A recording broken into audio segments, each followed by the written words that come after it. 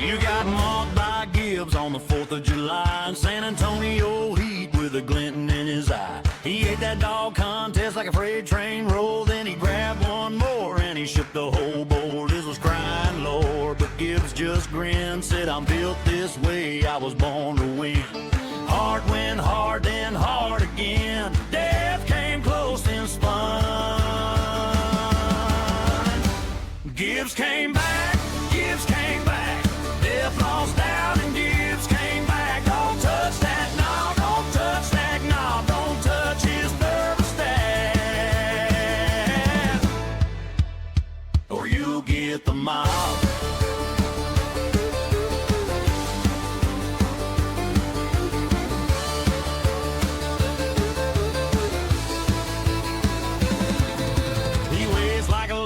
He weighs like the sun. His cat named Garfield got a good of fun.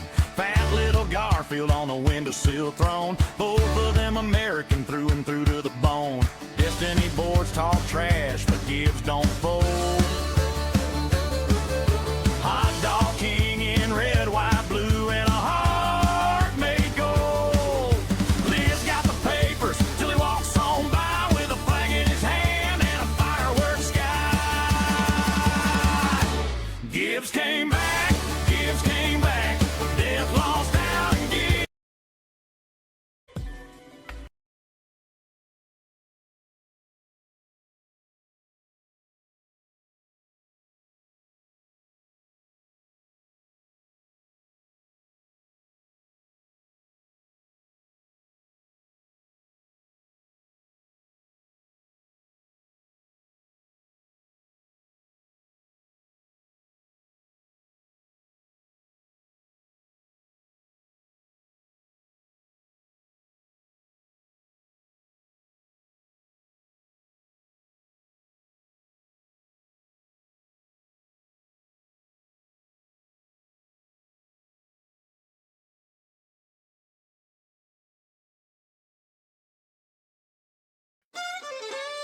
He weighs like a legend, he weighs like the sun. His cat named Garfield.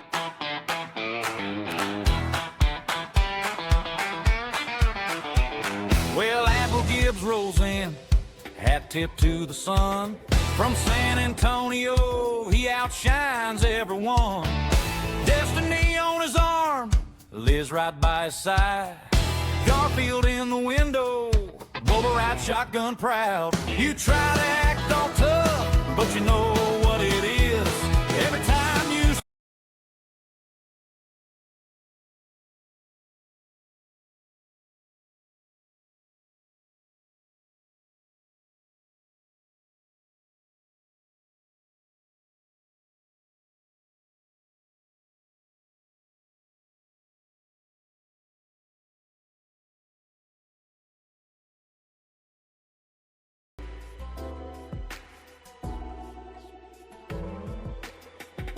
Hey everybody, let's get people on the screen.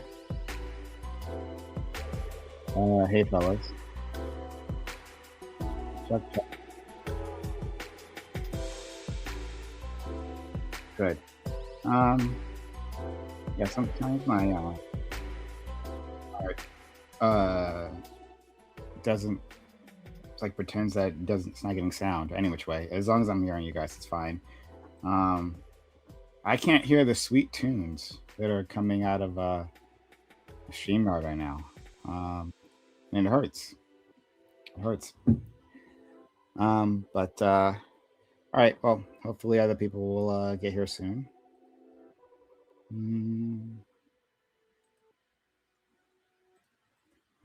There's Hunter. Hello, What's Hunter. up, boys?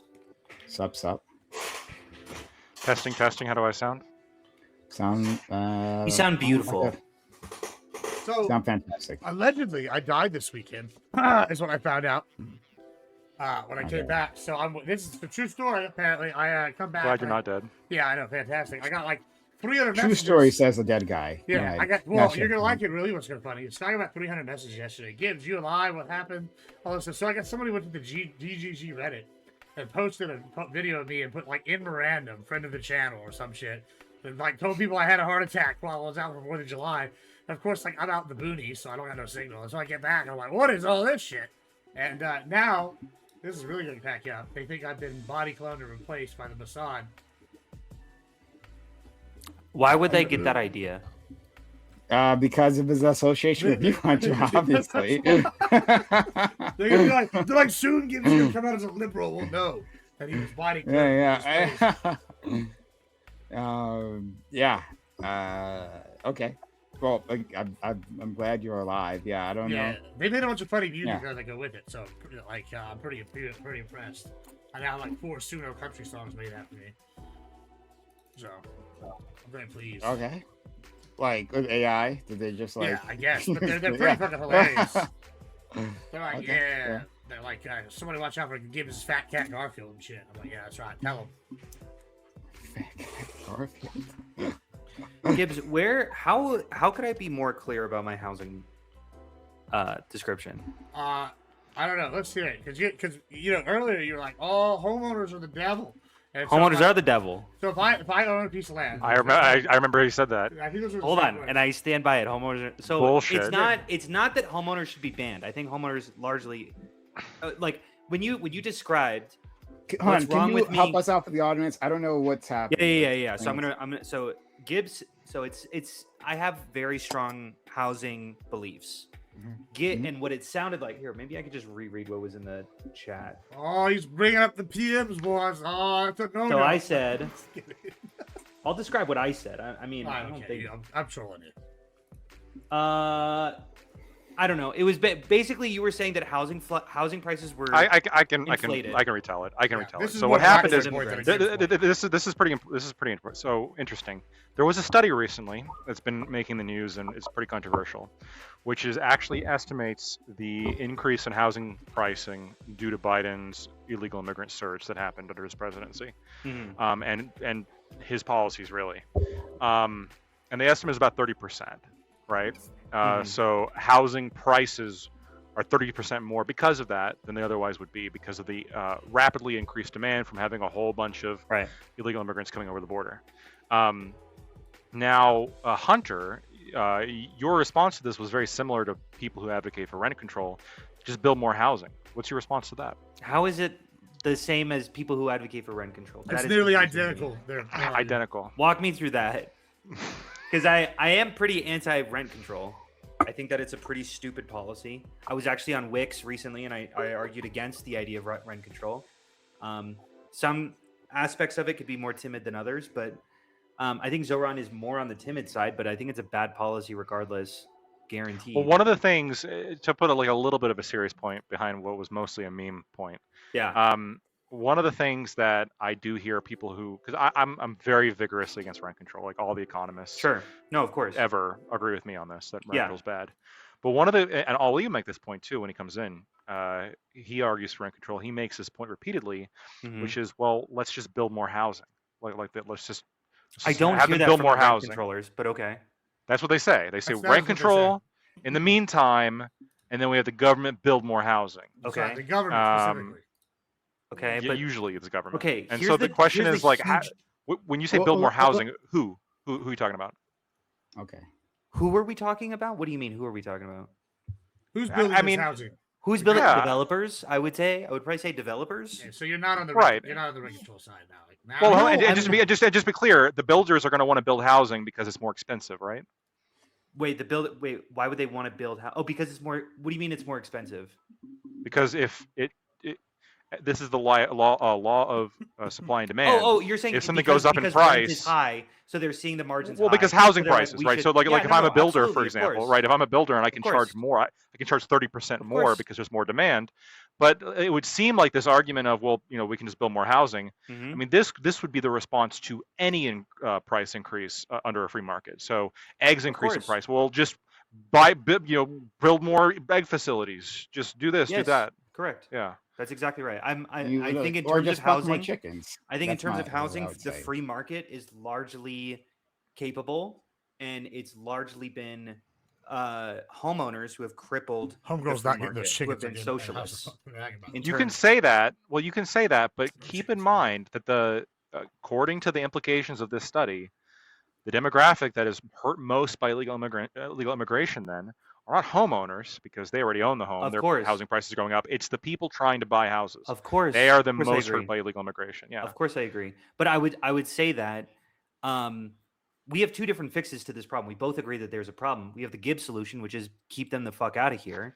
And then we've got my solution, which is build more housing for them. And then we've got the lactoid solution, which is not a solution at all, where you go, good, my homeowner, my property value increases. So hell yeah. Let's be clear. But here's the thing. Yeah. No, my Mine's position is much actually more very nuanced. similar to yours, Hunter. Okay. I want to bring in at least 20 immigrants for every one American. And then I want housing prices to thus explode 10,000% or whatever they're going to increase. And now I'm rich because I own a house.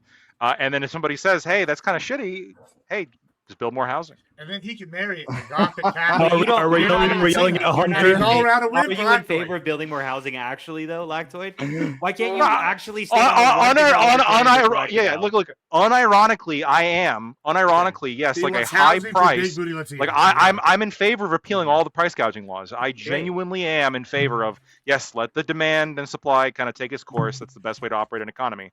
All I'm pointing out is that for the side that's really concerned about home prices and is both selling that, and I think Kamala Harris had some proposal during her to subsidize campaign. Yeah. Yeah, to subsidize. Which I'm obviously against, right? I think that that's Sure. largely a stupid idea. Are you against So- it, though? But Okay. 30%, a 30% increase in, or the I increase in agree. 30% of that Yeah. increase in home pricing being associated to Joe Biden, that's pretty wild. So That is pretty wild. Lactoid. And I think it's indicative of the fact that it's illegal to build housing in America. That's what I think it's indicative the most about. So that yeah, you- so lactoid.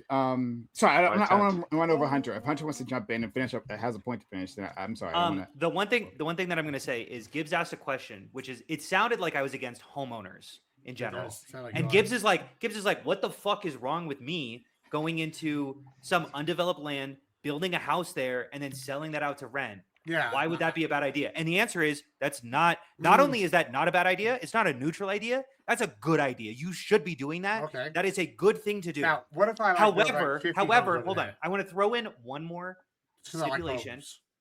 One more stipulation, which is I think that people who do this tend to go to their city council meetings and make it illegal for anyone else to do that. What if I want everyone to be able to do that. What if I wanted and to I build think- a neighborhood and fill it full of dolls on my ranch? Just like dolls, and I wanted like each house to be individually marked out. And I thought purposely wanted to put out there, haha, I'm making fun of people that can't get a home. And I put it like out there. Would that be okay if I did this? And No, then I it could think be it's like bad. It I could think then be it- like a conservative like tourist attraction. That's a neutral thing. That's a neutral thing. I would call that neutral because you built you're not Conservative tourist displacing the attraction. homes I love it. and then making sure that no one can Yeah. use it, but you're building them and then no one we can uses it. call So it it's like the you did American nothing. dream was given to the dolls before you, and like that, like put that out there at the time. Incredible. Okay. What if I just bought housing and then just like closed it down? That would be So- a bad idea. That's what Yeah. Hold on, but wouldn't that increase Right. demand more? So then there'd be more motivation to build houses. what Oh. artificially though. What the Also, And I then, don't and know then, how and then, and then, There's hold on. And then, when more houses get built, I open up all of my houses and then See- drop the price of housing The problem down a with- whole bunch. No, It's the good- problem it's with also arguing good to with see Lactoid Lactoid is- join the swingers, by the way. I don't know if y'all he noticed knows this that with his he's shirt, but being look at the nonsensical and he tables. knows he's not Yeah, saying all right. anything. But he So also la- knows that not enough people understand the mechanisms that are actually critical enough that like people are just gonna jump on board with his So- argument. So And lactoid. it makes it infuriating to like tackle. Lactoid. So I want to. So I saw you guys were talking something about this in the group DM, but I didn't involve myself. I was above the fray. Uh-huh. But Mm. you know me, Right. right? You know, there's an I, argument. Like Prime you're just likes to tough. involve himself. But now that I'm here, right? Yeah. Mixing with the common folk. Of course. I'm actually a little bit curious. So friend, actually, let's put the government and private thing aside for a second, right? Like what is the problem with the argument to build more houses? Like I'm not sure what your stance is against that. I mean, I don't really have a stance against it. What I'm pointing out is that this is what it feels like to me, and this is what Democrats and you lefties, for those of you who don't identify as Democrats, but a lot of you lefties, what you'll do is like you will take the whenever you'll take the most free market stance whenever it seems to suit you, and then you'll oppose it whenever it doesn't. Yes. So like, and correct. so like you're right, and so you're like, look, Wait, obviously, sometimes the free market is it works, and sometimes it doesn't. No, but like it can be over the same shit, is what I'm trying to say. Like, So like, okay, like, look, guys, 2020, maybe we got to censor some Facebook posts. Maybe we got to, free speech doesn't mean hate speech. We got to really start, clamping shit down. I was alive for this. I remember this. Yeah. And then it's like, well, Trump with his, CBS. Oh my God, right? That's a big deal. All of a sudden, no, companies should be able to do what they want. Facebook has like a, Facebook, they're a private company. They can have a TOS. They can ban whoever they want. This is like absolutely what they should have, like free market, free market, free market. Okay, so you're super free market when it comes to social media companies banning people in accordance with requests from the government. That's where you're free market. Or you're free market when it comes to, well, housing, the housing price increase is 30% upwards because of mass illegal immigration under Joe Biden. But then it's like, okay, well, when it comes to everything else, you're like, well, let's subsidize housing, potentially rent control. I know you're not in favor of that, Hunter, but a lot of these Democrats are. I mean, if you look at the rent control favorability ratings amongst these people, let's use the government to clamp down on profits, on social media companies, what behavior they can do. I don't know. It just feels like the adherence to free market principles and this idea of like recognizing supply and demand is more of a convenience than it is a actual principle. Is what it feels like sometimes. So, hon, Sure. yeah, Well, hon, I would. If you generalize it, I guess. Are you surprised the liberals and the progressives don't have principles? Blacktoid, of course. Come on. Go on, Blacktoid. No. So Gibbs, I'll address that. Right? Good. It's not a principle. Not at least not for me. I'm not going to speak for anyone else here on the left, right? So you guys can open up your own mouths about this. But for me as a leftist, yeah, you're allowed. Thank you. I appreciate it, Brian. Have you ever made the argument like Facebook can ban whoever they want? They're a private company. No. I have. No, and I'm totally with you, Lact, with you. I think you made a good point there, right? So I'm going to leave that part alone, right? Sure. But in terms of specifically the thing that you're focusing on here, right? The free market principles. Yeah, I don't have any free market principles. You've seen me, Lactoid, on this show, talking to you, talking to Scott, right? You've seen me like move on issues, right? Like you guys will make a good case, right? About like, hey, maybe the free market's really good at handling this. And I'm like, you know what? That's right. Sometimes I agree with you immediately. Sometimes it takes me like months to do so, but I have moved plenty, right? We can convert it. That's what you're saying. In all of that movement, it wasn't that like I became like a free market became a part of my core principles. No, never, not at all. We'll get there. Absolutely not. Right? It is a convenience. If the free market is good at a certain thing, then I will use that free market, right? No. Let me clarify. Right? I see where the confusion is. What I say by convenience, I'm not talking about necessarily convenience in service of a different principle. What I'm talking about is what it feels like sometimes, and maybe you guys are not doing this. So maybe I'm just shadowboxing you guys for a little bit here. But how it feels like for most of the people on the left, what it feels like when I'm talking to them, is it's inconvenience for what they actually care about, but they know that I care about the free market, so they're going to use that argument, even though they don't give a shit, right? So they're going to say things like what their actual motivation is. I don't think that people should be allowed to be homophobic. These fuckers should be in prison. Really, is what they want. But then they see people being homophobic on Facebook or whatever, and their argument to me is going to be, well, they're a private company. I think private companies should be able to do what they want. Right. When they don't think this, they do not think that private companies should be able to do what they want. They're being hypocrites just when it suits their argument. That's your issue. Yeah, I'm totally with you there, 100%. That like, that people do that and they'll like appeal you. They're like grifting, like a straight up grifting right in front of you, a little bit right? grifting, yeah. So I 100%, right? So I can't speak for any of those people. Hunter doesn't seem like that type of person, right? He's a fucking liberal, but still, he's a good guy. We don't know anything about Riddell, but like Riddell seems pretty solid. And Ali, like, I think he pretty much sticks to his guns. So, but fair. So then, if you don't, so if we can push that aside for now, right? If you catch us doing that, then please go ahead and call us out, right? Okay. Call us out to our faces. But like, since if we can push that argument to a side, then is there any other problems with us saying, yeah, build more houses? Yeah, look, if you guys are going to accept the law of the market, you're going to say, look, yeah, housing prices are going to go up, and that's just going to encourage housing developers to build more housing and increase the housing supply to match the population. There's going to be a little bit of a shortage in the meantime, and you're just going to have to put up with those housing prices. I am 100% understanding of that. I'm 100% on board. Well, yeah, here, let me throw myself in there, because I know I've that's advocated, I've advocated for the free market, but I've also advocated for things like housing vouchers, right? Because What's a housing voucher? It's essentially the government Section 8.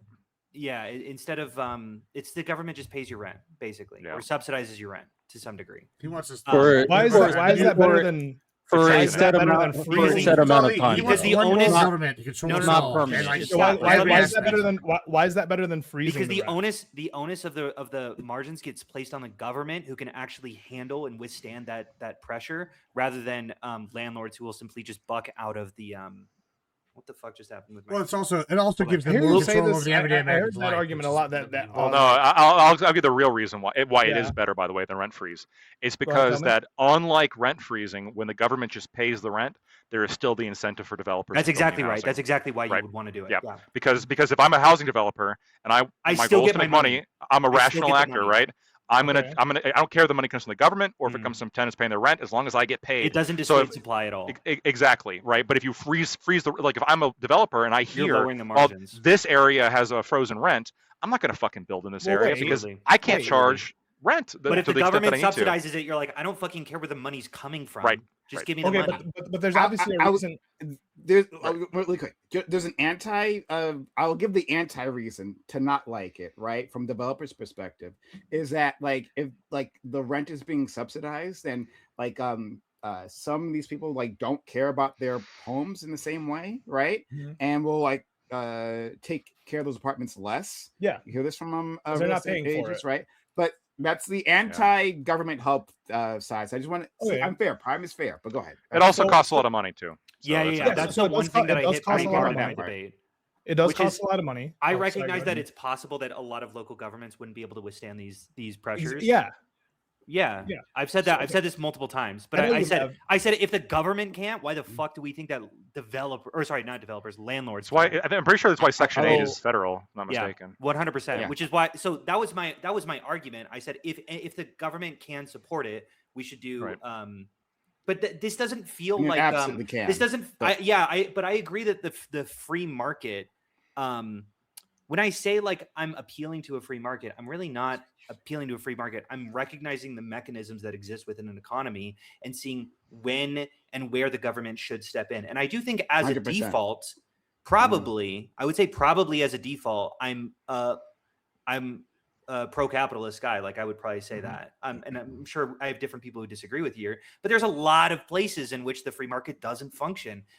Having a private, obviously I could point to firefighters and police officers is a very obvious example where we don't want privatized military is just wandering the street. I think that healthcare has a lot of problems. You can't really let's hospitals. I do want to get we got you. I want to get Ali in. Please go ahead, Ali. Okay.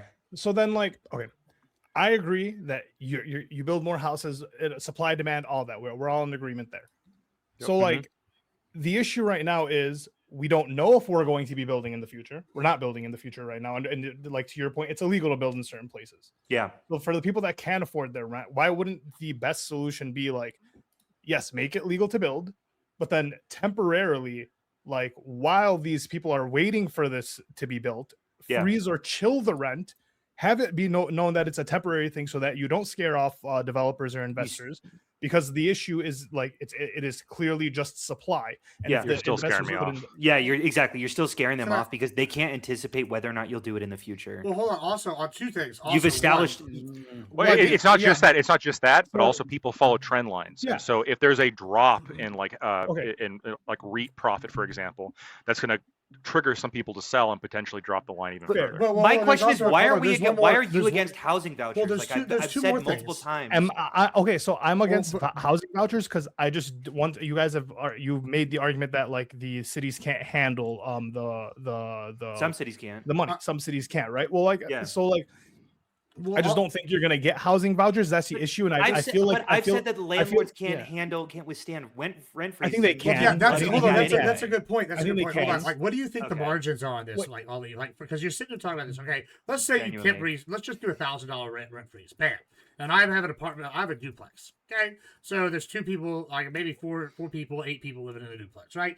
And so, okay, I'm paying the taxes on this, right? They're up. Property value went up because it's in a neighborhood where everything's developed, but my rent freeze has been stuck because we're doing it. So I got to pay $1,000. Now it's actually costing me $1,500 to maintain this place now because property values have gone up. And your water heater went out. Well, that's $384 minimum, right? And I go in there and I got the most dog shit, whatever. Well, you probably don't want the most dog shit ever. Why am I paying this in this nice duplex, right? And so it's like, okay, do I go get the more expensive one and put that in there so it lasts 20 years, or do I go get the cheap ass one so it's in there for like 2 or 3 years and I can replace it again, right? And so, I mean, like, and these things are like, you own a duplex, your property values go up, so then you want to charge the renter more because there's development being purchased in, or there's development in your neighborhood, right? And the expenses don't stop. And the expenses on the property don't stop.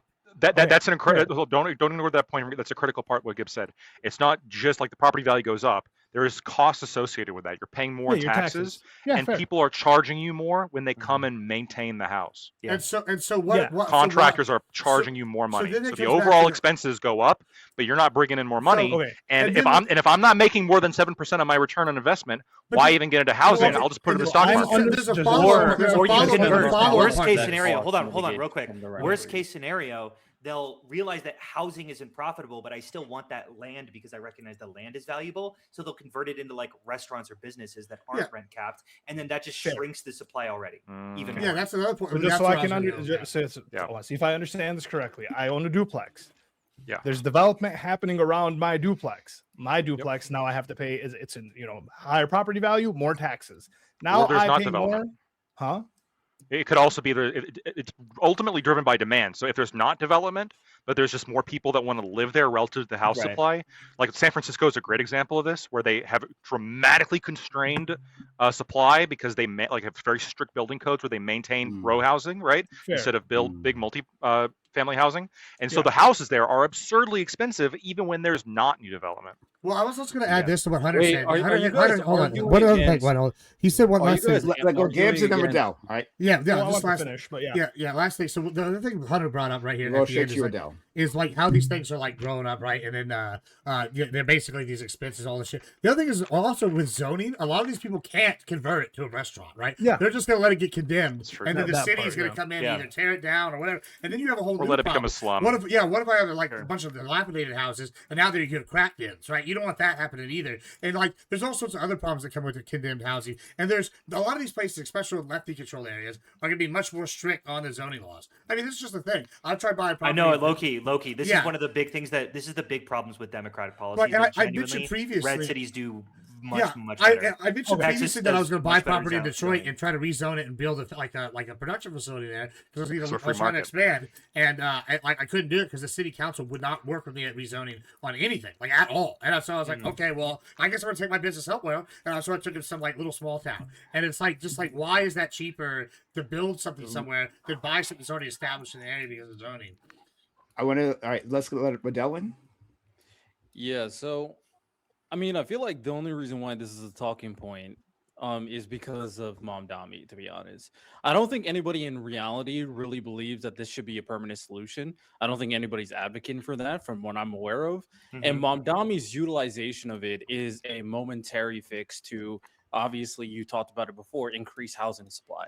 So in the interim, when it comes down to the conversation, is can you mitigate the potential cost rises that you guys were referring to in that time to ensure people get more homes and have a living situation, and then at the same time you're building enough homes to eventually resupply the housing supply and then get things rolling again. So I don't know. to see how that will work. Mamdani is trying a But very. that's not true though about the Mandami thing. Do you remember the guy who was like, "Let's"? What do you mean? What part did I say? Oh, That's doing not a this is the two-year key rent part, the freeze. beginning What do you part, mean? the whole like your whole like the idea of bringing this up. Do you remember It's not an idea. like That's what he no, said. this is literally there was a guy who ran for president was from New York City that was the rent is too damn high party, and he literally had the crazy beard. He was on the Democrats. I don't think that guy was a serious candidate. But hold on, Yeah. but the I don't point know was what because he we're- wanted what to we're bring talking up rent control, and rent control has been an issue specifically in New York for decades with developers. So when you're saying this is just like a new concept with Mandami, No, you're that's not what I lying. said. Like I said the reason why what this you're implying, issue though. streamlined is because of Mamdani. Streamline. First off, it's Oh. Mamdani. It's Mamdani. I'm gonna call him Mamdani. All Yeah. right.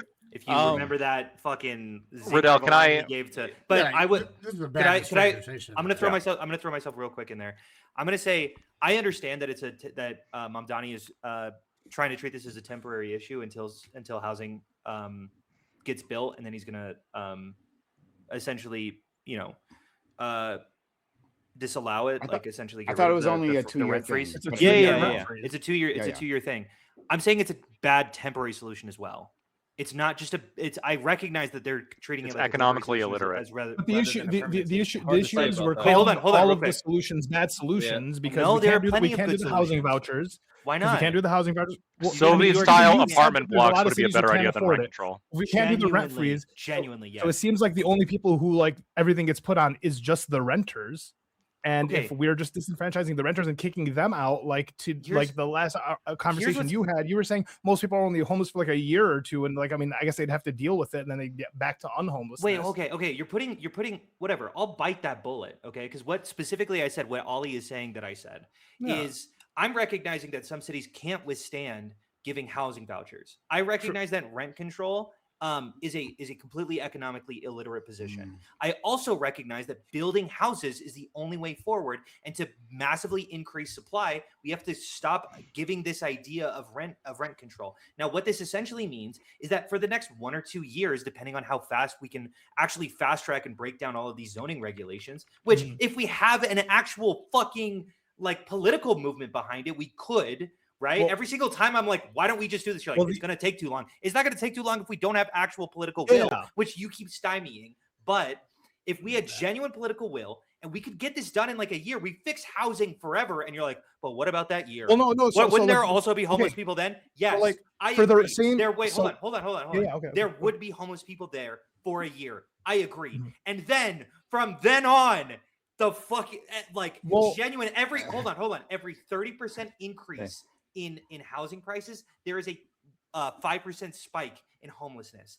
That to me is a very real issue that I am genuinely trying to contend with. That it seems like these LARPers over here, unfortunately, sorry, I'm going to say it, just try to like deflect from and go like, well, can't we solve this? And then give solutions that we've been over. It's like I'm saying, Okay. hey, what if we fucking walk to the park? And you're like, but walking to the park would take 5 minutes. What about a jetpack? I'm like, well, actually, jetpacks don't work and they don't exist. And you go, well, why do you keep erasing every good idea that comes along? I'm like, Well, I have a good idea. My it's just issue, because little my issue harder really than stems from yours. you're saying that like a rent freeze stops developers from wanting to develop in that land, but then you also like on the flip side, you you tell me that like if we build more apartments and more housing, that rent is going to be cheaper, Yes. which would then stop developers from wanting to develop in that land since the rent Yes. is cheaper. Yes, correct. So then why would they want to build a bunch of? So they're never going to want to beat the demand, Hold on, correct? hold Because on, it's not hold worth on. it to them. This is like basic market regulation, where essentially the prices increase. The developers are like, let's get in on this.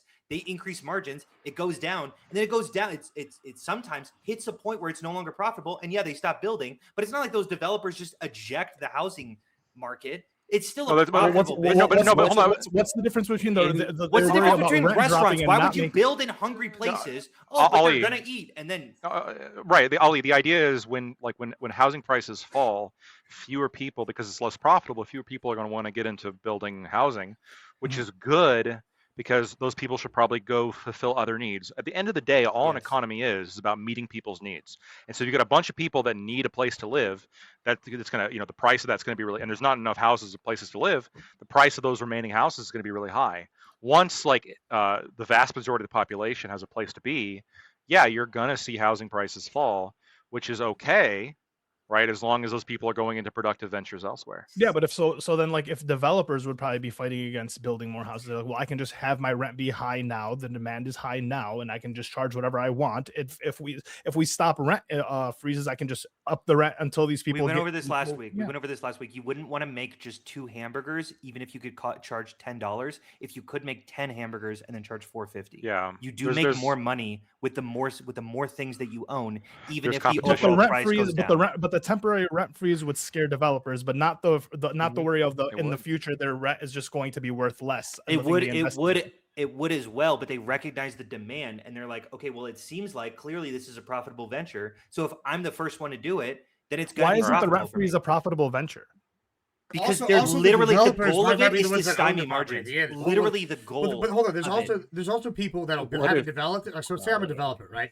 And I go and build like, I don't know, shady homes, right? And it's got like 1,000 apartments, right? I might have built it, and then what I'll do is I'll turn around and sell it to like a big trust who's gonna have like thousands of these like little shady homes partners, right? And so the developer might make the money on the front end, but what you're also shutting down is the middle person who wants to be the rental management company for like, I don't know, 1 million people. And if you have nobody buying this at the middle part, then you're not going to have any of these being developed. That's also going to hurt the market because that's the second part to this too. I mean, I would say I don't really have a strong stance until I see its implementation. And I am interested in kind of more revolutionary type policy if it can work in a system that currently exists Just under to- the framework of capitalism, of course, under the framework of capitalism, so that what you just said means nothing to me. Ultimately, when it comes down to it, I am curious to see if the ways that Mamdani is going to mitigate the cost, because of course, all of what you're saying, even though it's temporary, is ensuring that the rising of costs from the extra things that you guys are bringing up is going to hamper and negatively affect the people overall. But if he can help a lot of these landlords with like mitigating property taxes, mitigating the rising of insurance costs, then maybe in that time frame, it won't be as bad to ensure 2 that, years. of course, Sure. people are getting So- Your rent freeze the isn't gonna amount of kill them. homes that they need to live in, because it's very clear the incentive structure is not necessarily the amount of money being made, but the amount of people getting a home to live in. Riddell, the issue that I have with what you said is that you're Go for taking it. what I'm saying is theoretical. Mine is not theoretical at all. This is not a revolutionary idea. This happened 3 times under de Blasio's leadership. This happens all the time in New York. This has been tried countless amount of times in America, throughout the world, and has been checked under economists and studied countless times. I could show you so many studies. This is one of the most studied phenomenons ever. Let me give you a concrete example. A concrete example in Sure. Argentina. So it was in 2020. There was a rent control law put in place, and then it was repealed in 2023. A few months after he repealed the rent control in Argentina, rental supply increased 180%, and real rent fell 40%. By the way, In just to be super Argentina? clear, real rent falling even a little bit is fucking crazy because it 40% usually fell. increases. Keeping it steady is a huge accomplishment. Dropping it 40% is an accomplishment of a lifetime. Like that is one of the that is what I'm searching for. That's like, And in the 3 my times that number it one- happened in New York, like the rent freezes that you were saying, what was like the result supply dwindled. That developers for how long? I don't know. I could pull up Because I would assume it like bounced back, or like New York didn't continuously like it cycle does. down, Rent right? it. Hold on. It Rent can in bounce New York. back. Rent in New York is one of the worst places. Like it's like San Francisco and New York that has some of the worst housing. Yeah, so they when they put in situations in the America. temporary rent freezes, Uh-huh. like I'm sure it's like to soothe like whatever it is at the time, whatever they need to fix, they fix the issue and then they It remove doesn't. the rent I freeze. keep Yeah, saying this. It I doesn't don't- soothe the issue. It doesn't soothe Well, the issue. They either recoup the Makes things cost. worse temporarily, I but then it gets don't- better afterwards. No, it doesn't. It doesn't get better afterwards. So is New makes York it better worse or worse afterwards. off than before? It's worse off. It's worse Right off. now? That's what I'm saying. I'm saying it is worse off because of these I rent control don't- policies. I don't dismiss what you're saying, and I am very interested to maybe have a very in-depth conversation about it. But in order for me to truly engage with something like this, especially since this is not my area of expertise, Sure. I don't research it often, is I would have to know the factors that correspond to what is taking place now. Absolutely. Is there a situation where Mamdani or the other people were trying to mitigate costs with different factors regarding taxes and insurance? Was there a situation where the leadership was trying to get more money from other areas like Mamdani is trying to do with his tax plan? Did it have the people wanting this to be a thing inside their situation in their city as something that will benefit them, of course? So I would have to kind of know all the different ways it was implemented, and then of course the overall intent on what they were trying to do in that given situation for me to engage with this properly. The intent is, I think, pretty obvious. The intent is I'm talking about the examples you guys were giving. I don't know the intent of those institutions or those countries or the past cities. The intent is always the same. It's the intent of rent control. Stop that from happening. No, for price controls in general. Sure. Yeah, hold on. It is the same. It is the exact same motivation for like NIMBYism. Its which number is goes up. Let's there's stop voters. It. Yeah, there's voters Argentina here. and New York are the I same. can give them something. Well, no. Yes. The idea. The context behind Argentina, and maybe it'd make more sense why it dropped 40% versus in New York. It doesn't seem to drop 40% when you do the because they keep no. It's the opposite. It's that when we pause. Okay. I mean, the other thing is like, the real rent doesn't drop 40% in New York. Maybe if I do this from the opposite way. No, because they keep implementing rent controls. Hold on, let me try something here. Like, so, okay, we also agree that like farming in America is a problem, right? We need more agriculture to like keep prices down. Would y'all agree? That's a general sentiment. We don't need to get into the specifics. That's like, not the issue with farming. Okay, sure. It is something. Okay, there's a lot of issues with it. But all right, we need ag. That's something we should encourage, etc., etc. What like now? There's a reason why they're zoning. They're just talking about NIMBYism, right? What if, say, in New York tomorrow, Papa Gibbs wanted to say, "I'm going to put, I don't know, Papa Gibbs Shady Acres Farms right here instead of a building complex, right?" And so I take out and I tear down a building and I put a farm there. Now, why would that never happen? Well, the reason that never happened is because these people have the NIMBYism kind of shit going on. They have the not in my backyard. They have the zoning and all these sorts of things, right? Because in New York, land's at a premium, right? Especially in the city, and they're going to do. So it's kind of when you'll say these things, it's like, oh, rent control affects this. It's like a web. It's not just rent control. There's also the developers. There's the trust that build them. There's the zoning issues that go into this, and you have to look at all these areas and the aspect. And so when you go, I have to look at this case by this specific what's going on in New York. Well, New York, this is why I think it's unfair to just use New York as an example and say it's Mamdani or whatever, because it's because he might be leading what's happening, right? Yeah, I know he might be leading the charge, but this is a nationwide conversation that's happening in many cities. And so when you're sitting here saying this, yes. And so when you're saying it's a case by case basis, what would be happening in like Corpus Christi, Texas, or Detroit is not going to be the same situation where Corpus Christi's got a fuck ton of land and New York City who has zero land, right? Like it won't matter if I build a farm in the middle of Corpus Christi because they can just go up 20 miles down the road and build it because it's a widespread open area that's not been totally developed. Versus New York, you're just building on top of each other. So like all these things are you got factors you got to take into account city by city basis. That like you're like when you're sitting here going, well, I can give you a one size fit all prescription and they're using this as like y'all's like template. That's just not how it's going to work. I will also say there are very specific examples that I've said where rent control isn't the worst thing of all time. In fact, it's probably fine. It's probably fine. I used Vienna as an example. Just hear me out, Laxar. I'm going to give this example. You're going to be like, you know what? Who fucking cares? The real issue with rent control is you do not want to do it on new units because then it prevents people from establishing new units. In Vienna, they do it pre-World War II. Houses that got built fucking forever ago. So if you tell new developers you're going to have 80 years of profit, they never think that long term. You could probably rent control those and make that extremely explicit and not see a ton of problems. Now, I wouldn't recommend it, but I'm not going to be like screaming from the rooftops about how bad that is, largely because they build 4 times as much as New York does. So like, yeah, I'm not gonna like. Why would I? But like, I get what you're saying. But like, it's more. I guess a more limited type of rent control. So I guess it's not as bad. But like, it's still bad. It's still bad in the sense that like, if I have old buildings and I lose the financial incentive to maintain them, why would I maintain them?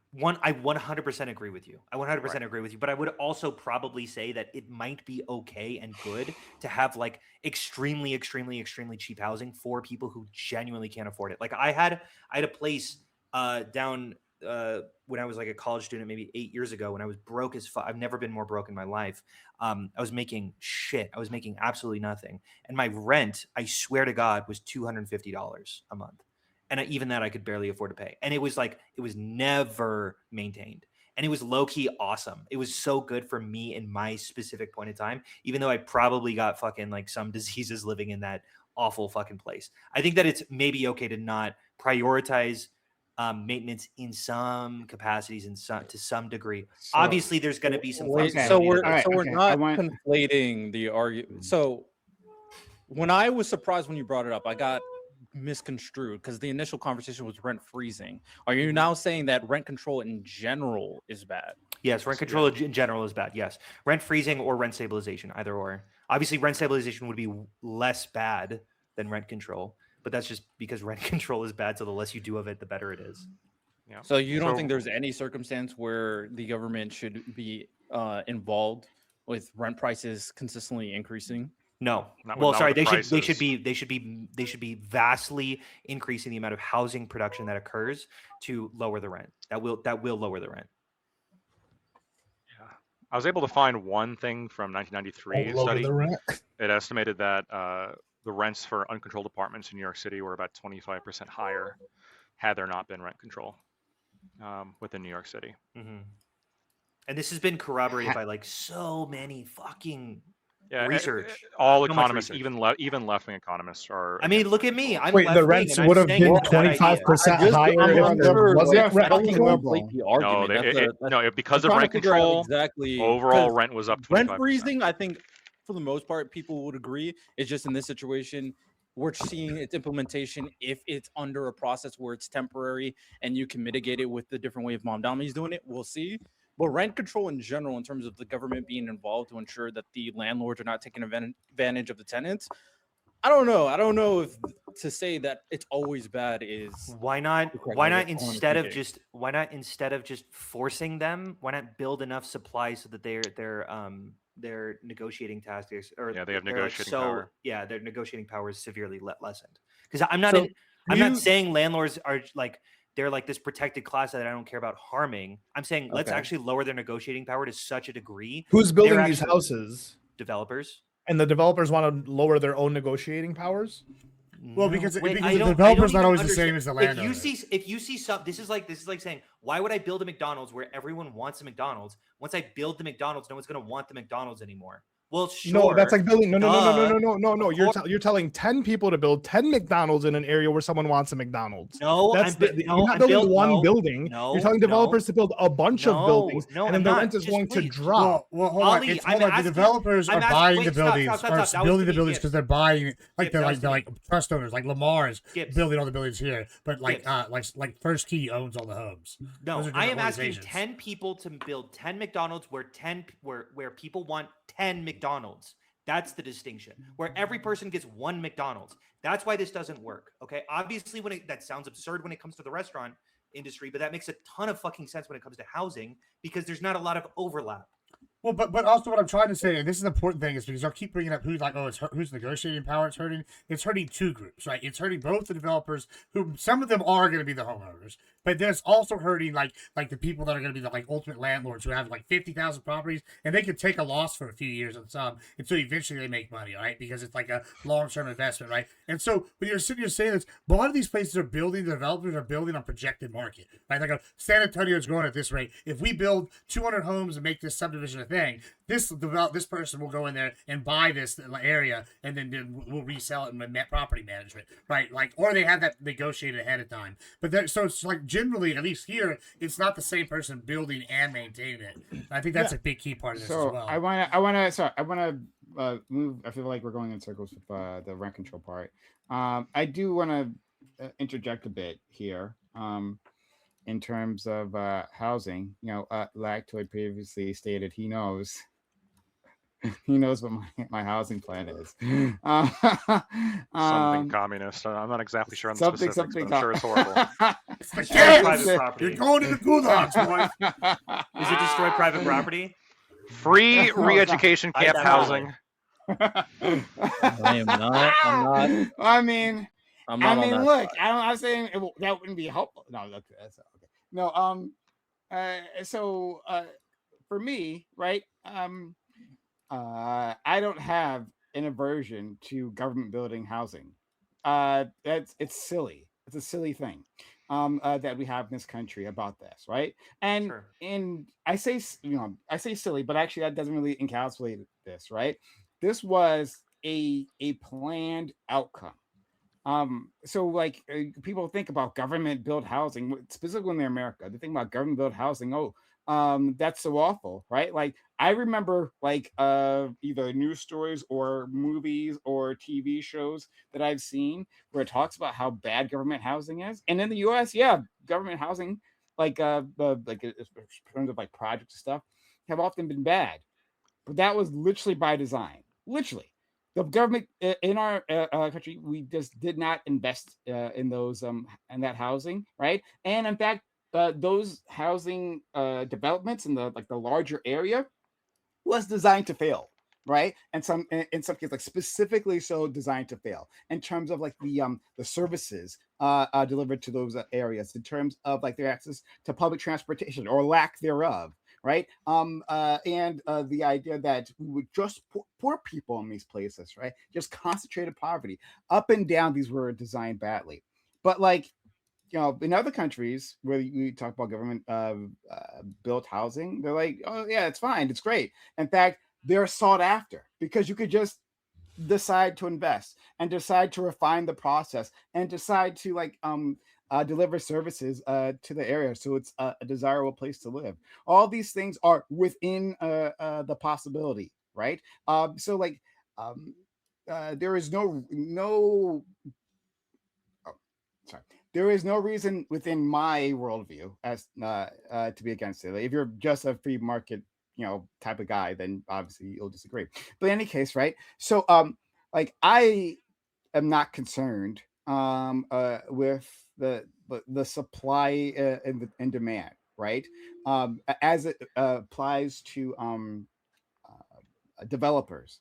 Like one, I would want to create a marketplace where more developers were around to build. We've had a lot of consolidation within the developer space, right? The housing builder space. There's like a lot less of them now than there were before, Whoa. which is a problem. Wait. If what there are you was more saying? competition, there's less. I think I've been pretty clear. There's Sorry, less you're saying developers. there's less competition in housing? There's yes. Okay. There's less there are less developers now, right? Housing builders than there were previously. There's been consolidation within that space. So in terms of producers, I'd want a lot more competition there. I'd and whatever government mechanisms I could pull to make that happen, and there might be a few. I would pull those, right, to get more competition, have more players within the market, and some of them may have more incentive to build in places where others might not. But also, right, like if the market for whatever reason isn't responsive to demand or not responsive fast enough, yeah, the government could just build the houses. Simple as that. Just do it yourself, because housing this is the more communist thing. Yeah, that's a fucking human right. Housing's a human right, absolutely. And sorry, You can get a tent for shelter. $150 at Walmart. Shelter specifically. Sorry, you get a box at Walmart. Yeah, Yeah, but okay. it's illegal to put it in most places. Yeah, so yeah, absolutely. Because So of fucking regulation, government so regulation. there's that. Just And saying. then, but then my next thing, and this dovetails with that, is that like Tell you what, I'm pretty pro some I think it's interesting. I think it's interesting, like what gets the focus oftentimes, right? And in which circles. So I don't know the veracity of the study that our friend Gibbs showed us, right? And I'll just assume that it's true, and but yeah. And in fact, that makes sense, right? It makes sense that like if there is an increase in demand, there'd be an increase in pricing, right? Makes perfect sense. I won't push back against that. But like, what is the focus here? Because that's just one reason why. The focus. Housing Listen, goes up, the problem is this wasn't the reason why. Here's why it's controversial. Not because like people like you, that makes common sense. More people, we need more housing, price go up. Right? That seems pretty simple for us. It's all the lefties and the liberals that told us that illegal immigration had no possible chance of causing any sort of house increase in any of these places. They're like, If you Gibbs, fucking- hold on. It might not be Hunter. I'm not saying it's Hunter, but there have been many panels that I know Lactor and I've been a part of, and some of them on here we've heard some lefties say that shit. Go, oh, it's not the illegals' fault the prices go up. That's just bullshit. Hold on. And now here we go. I'll say It's this. not, because we should just be fucking building for them. We I should be agree. building when the demand increases. Sure. I mean, listen, I'm not So, opposed to that. Maybe I can my- make some money out I of it. won't Right? That's not the speak. point. I won't, because I don't know you guys that well. I won't speak for anybody. So here's my perspective from the people I engage with. The typical talking point from the people on the right is that immigrants coming up are ruining wages. The report you brought up That is saying true. that was not happening. That was not happening in the report that you brought up. Sure. That That was was a not big the thing focus that- of this report. That was either. completely debunked. And they also say in this report, No, which not at I all. only can briefly skim over because you just threw it recently, is that this was an unprecedented moment because, as Hunter said, they weren't ready for the amount of people. But the biggest solution that they say repeatedly in this report, build more housing. Mhm. So ultimately, when it comes down to the situation, it's not a circumstance where you could just like blame the people. It was after a unprecedented moment in American world history with COVID and the border being completely shut down because of Trump's executive order. So Yeah, listen, It's that was a very good propaganda spin. They should hire you. You're good. But two, listen, it's not just nothing the I said one. was propaganda. It's not the. everything I said was Yeah, true. the problem is, once again, y'all are like saying something that's like partially true. Yeah, they said this and This that. is the report you However, sent I out. know, What do you I mean? understand that. Thank you. I appreciate it. I can read. Here's the thing. I know there's a few. Then why'd you say it was propaganda? Because the way You you're were the one who framing, gave hold the on, the report. way you frame that report is propaganda. Because once again, we've sat here for months, years, and we've heard a million times how many times, oh, the illegal immigrants, they causing the prices to go up. And then And lo that's and true. behold, we're seeing that it Yeah. is true. And then y'all go wages. Listen, I don't want to That's have the to. main talking Hold point, on. wages. This one might dispute the wages claim, but there's about 50,000 articles that we can go to talking about, oh, you have people that are paid a lower wage. It lowers overall wages. Even Democrat fucking economists will admit this. And like when you're saying they don't matter, hey, listen, brother, I can do this. If you want to come down to my ranch right now, we'll go down to C&J where they're paying 30 people $2 an hour, and then you can see how much I have to pay my guy that's legal. And you tell me it's not going to impact wages in the region. And if you tell me I'm wrong after So meeting should I consider 50 this report or examples, not? I mean, you Does should. this But report matter or not? every report has Because you're different picking and facts. choosing right I'm now. not picking and choosing. Yeah, sure. You know what? You I don't am like- picking and oh, choosing. yeah, this Actually, report I am. debunks what I I said. absolutely But all am these picking other and choosing reports because I'm confirm what I said. pointing to What? different issues. Hold on. Whenever you try to sum 15 things into Gibbs, one, he doesn't know you. one You can't gotcha. argue like you But argue yeah, with us. sure. If he wants to spin 15 things into one gotcha, good job. But whenever I just There's sit no here and gotcha eliminated, here. see, I've gone I through said I 50 wasn't different speaking about you, scenarios. then you replied. Sure. Yeah, because you So it once feels again, like you were offended by because what was I'm just not. said. I am offended because what you said is idiotic, but Then it's that done means very it applies well. to you. That's not my fault. That's I'm your fault. cool. Well, it applies to me because what you said is you said, "Oh, they're I saying said I this didn't X, know Y, you Z." wasn't speaking about you. I was speaking about the people I know. That's what I And said. once again, I gave you credit. It was a good spin, but it's an idiotic take because we're not taking all these other things into factor. Spin? Like, yeah, it's spin. Okay, so if you I- can't understand I- that, you're people smart. I Then know that's are what you doing. do. It's called propaganda. That's a good way to The learn. real answer is it depends on the job. I'll let That's the real answer. Lactoid, Yeah. sorry, not sorry, Crazy Hunter work. go. I apologize. Okay, I'll so let there's Hunter a- go, and then There's a lot of responses. Do we all look the same to you or something? True. yes, yes. Gibbs, here's what this Yeah. reminds me of. This is like me and my wife talking, okay? And my little kid, okay, he keeps getting like bruises and shit like all over him. And I'm like, wait, this is because you keep taking him to the park where he keeps falling down. And she goes, you know, that might be the case. That might genuinely be increasing the amount of bruises that he gets. But also, you keep punting him from the balcony. So I actually think that is maybe more of the situation than the other part. And maybe there is some truth to the fact that like maybe he's getting bruises at the parks, but maybe the real culprit, the real actual culprit is the person punting them off of the balcony. What if it's Got it? 30% of his bruises though, Hunter? Yeah, we need I mean, 10%. 70% I have a lot That'd be more- pretty significant. What? If that's 30%, It was 30%. Yeah, Yeah, if it was hold on, 30% it's of a his better- bruises was coming from the park. No. But then the housing market doesn't. Wait, okay. Oh my god. I mean, hold on. Ready. I am saying, obviously, in an ideal world, first off, immigration does drive wages. Okay, Thank you you. should obviously Thank be you. on my fucking Appreciate side that point. on this. Okay. When you say drive wages, what do you mean? It increases wages Up. for all involved because it stymies No, the not for all Absolutely involved. zero. Totally depends on the This is my industry. point right here. This is exactly what I was talking about. Okay. No. This is like empirical. Like you can. There are studies on this. This is empirical. It depends on Fine. this. It depends on the. It Fine. depends on, like Fine. white collar Immigration- workers tend to Fine. not be like white Fine. collar workers There's tend more, to actually. There's some more context to this. A lot more that nuance, is yeah. required. Sure. Yeah. More nuance. Go ahead. However, immigration largely leads to a more beneficial economy because it also In terms of GDP, increases- yeah, for great. sure. Great. Okay. Yes. We can Thank talk you. about Yep, cultural 100%. problems, but in terms of the economy, it obviously increases. Now, when we talk about housing prices going up, that's obviously the fault of the local regulations not allowing housing to be built for these immigrants coming in. So obviously, if we increase the amount of the amount of demand, then the price is going to increase. Duh. Yeah. So why not just supplement this with immigrants coming in? Let's build houses for them. So what I like to Agreed. you're touching, Hunter, as to where I wanted to go, right? Is that like it's where the focus is, right?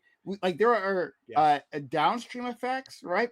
But there are also upstream effects, right? Like yes, at the end of the line, if you have more people coming in to a market, right? Like prices are going to go up. Indeed, right? Right. But like if it's also a constrained market because of the policies that our friend Hunter was talking about, right? Well, then prices are definitely going to go up. But like the big thing might be that the fact that the Let's market not is constrain constrained, the fucking right? market. Yeah, exactly. Yeah. Let's don't constrain the market, right? If it's constrained because there aren't as many developers, right, and they're not building as much, right, for whatever reason, right? That might be a problem, right? If like we've allowed a massive consolidation within a market, that might be an issue, right? If you have massive buyers, people with capital here, right, like massive buyers buying a whole a large amount of that supply, right? Or buying either like through multifamily homes or single family homes, right? They come into the market and they throw down cash to buy a house, right? Where like regular couples trying to start their lives cannot do that. And they're like, yeah, we just take it as is, right? No inspection. We'll just take it as is. Here's cash. Yeah, when that happens, that might drive prices up. But in the end, it seems the focus is, and I'm not, Gibbs will accept this because he does fucking hate the immigrants. But like, I love this is not aimed at you, Lactoid. I like the but like, immigrants. okay. We just want legal immigration. He's Mexican. Sure, buddy. I am Sure, Mexican. Sure. Okay. I'm talking about doing massive But- immigration reform. We need as many but- Mexicans as we can get. Okay. Everyone Thank you, believes it, dude. Gibbs. I promise. Gibbs, you are a beautiful human being Yes. for so many reasons. Like I just really mean Well, that. we get some But- Colombians but in here but like, too. But like for for variety. others, right? So I'm not gonna put I won't put words in anyone's mouths here. But like for others, it seems the focus has to be on the poor person at the very end of it. Yes, poor people came into a constrained housing market, right? With massive with a supply that's been massively held up, right, by a well capitaled feud, right? Like, yes, in that situation, they did contribute, but why is the focus there? That's my issue. You can respond, Lacto, if you like. I You don't also have to. disagree with some of the things you said, which I might want to. Yeah, I guess my general perspective is just like when large purchasers come in and they're buying housing, what they're trying to do obviously is make a profit off of that housing, and the way they're doing that is renting that out. Okay. Hello? Sorry, there was a woman who appeared on the camera for just a second. Oh, for Gibbs? Yeah. She's crazy in the room eating things. Alrighty then. Sorry, dog. I apologize. Lacto. So you're good. You're yeah, good. go ahead. I mean, I'm not gonna be able to top that, but yeah. So Oh, sorry, I didn't hear what you said. I was distracted by boobs. But go ahead. So, what did you say again? I wish you I'm hadn't also asked me. listening, Okay, yeah, I'll shit, hope I you had a missed it. better- Where was I? Yeah. I can.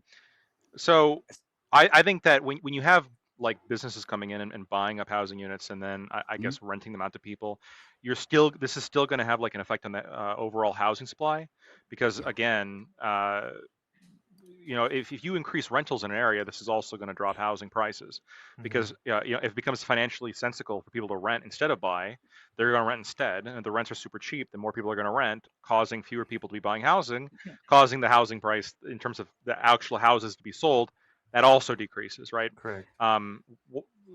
At the end of the day, the only thing that really reliably controls for any price of any scarce good ever is going to be just increasing supply in order to meet demand. That Hold on, is but going to be the only thing. if it's like, I would agree if there was a bunch of different landlords within the area all competing with one another. There still Sean, is. There stop, still please. is. Stop, please.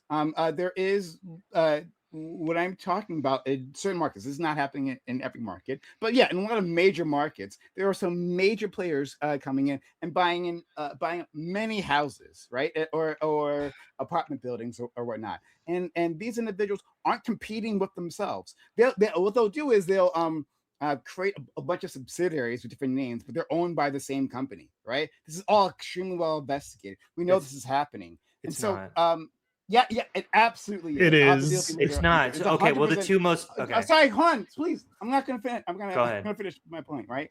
So yeah, that absolutely does constrain the market and distorts the market, the markets that I generally don't care about because it's not a principle of mine. But like I can understand what it does to it. So like if you have a massive amount of consolidation there, yes, that'll be a big issue. But even if it's not, we can understand that there's two markets, right? Because we bounce back and forth. So like maybe we should like try to do a better job distinguishing this, right? When we're talking about like the rental market and then like the housing unit market, right? Because like part of the problem people will say is that there are people who just can't get a starter home, right? They're trying the best, but they just cannot get a starter home. That could be affected by like massive buyers within that area, right? Or it could be everything else we've talked about. It depends on which area we have. It's more context dependent there.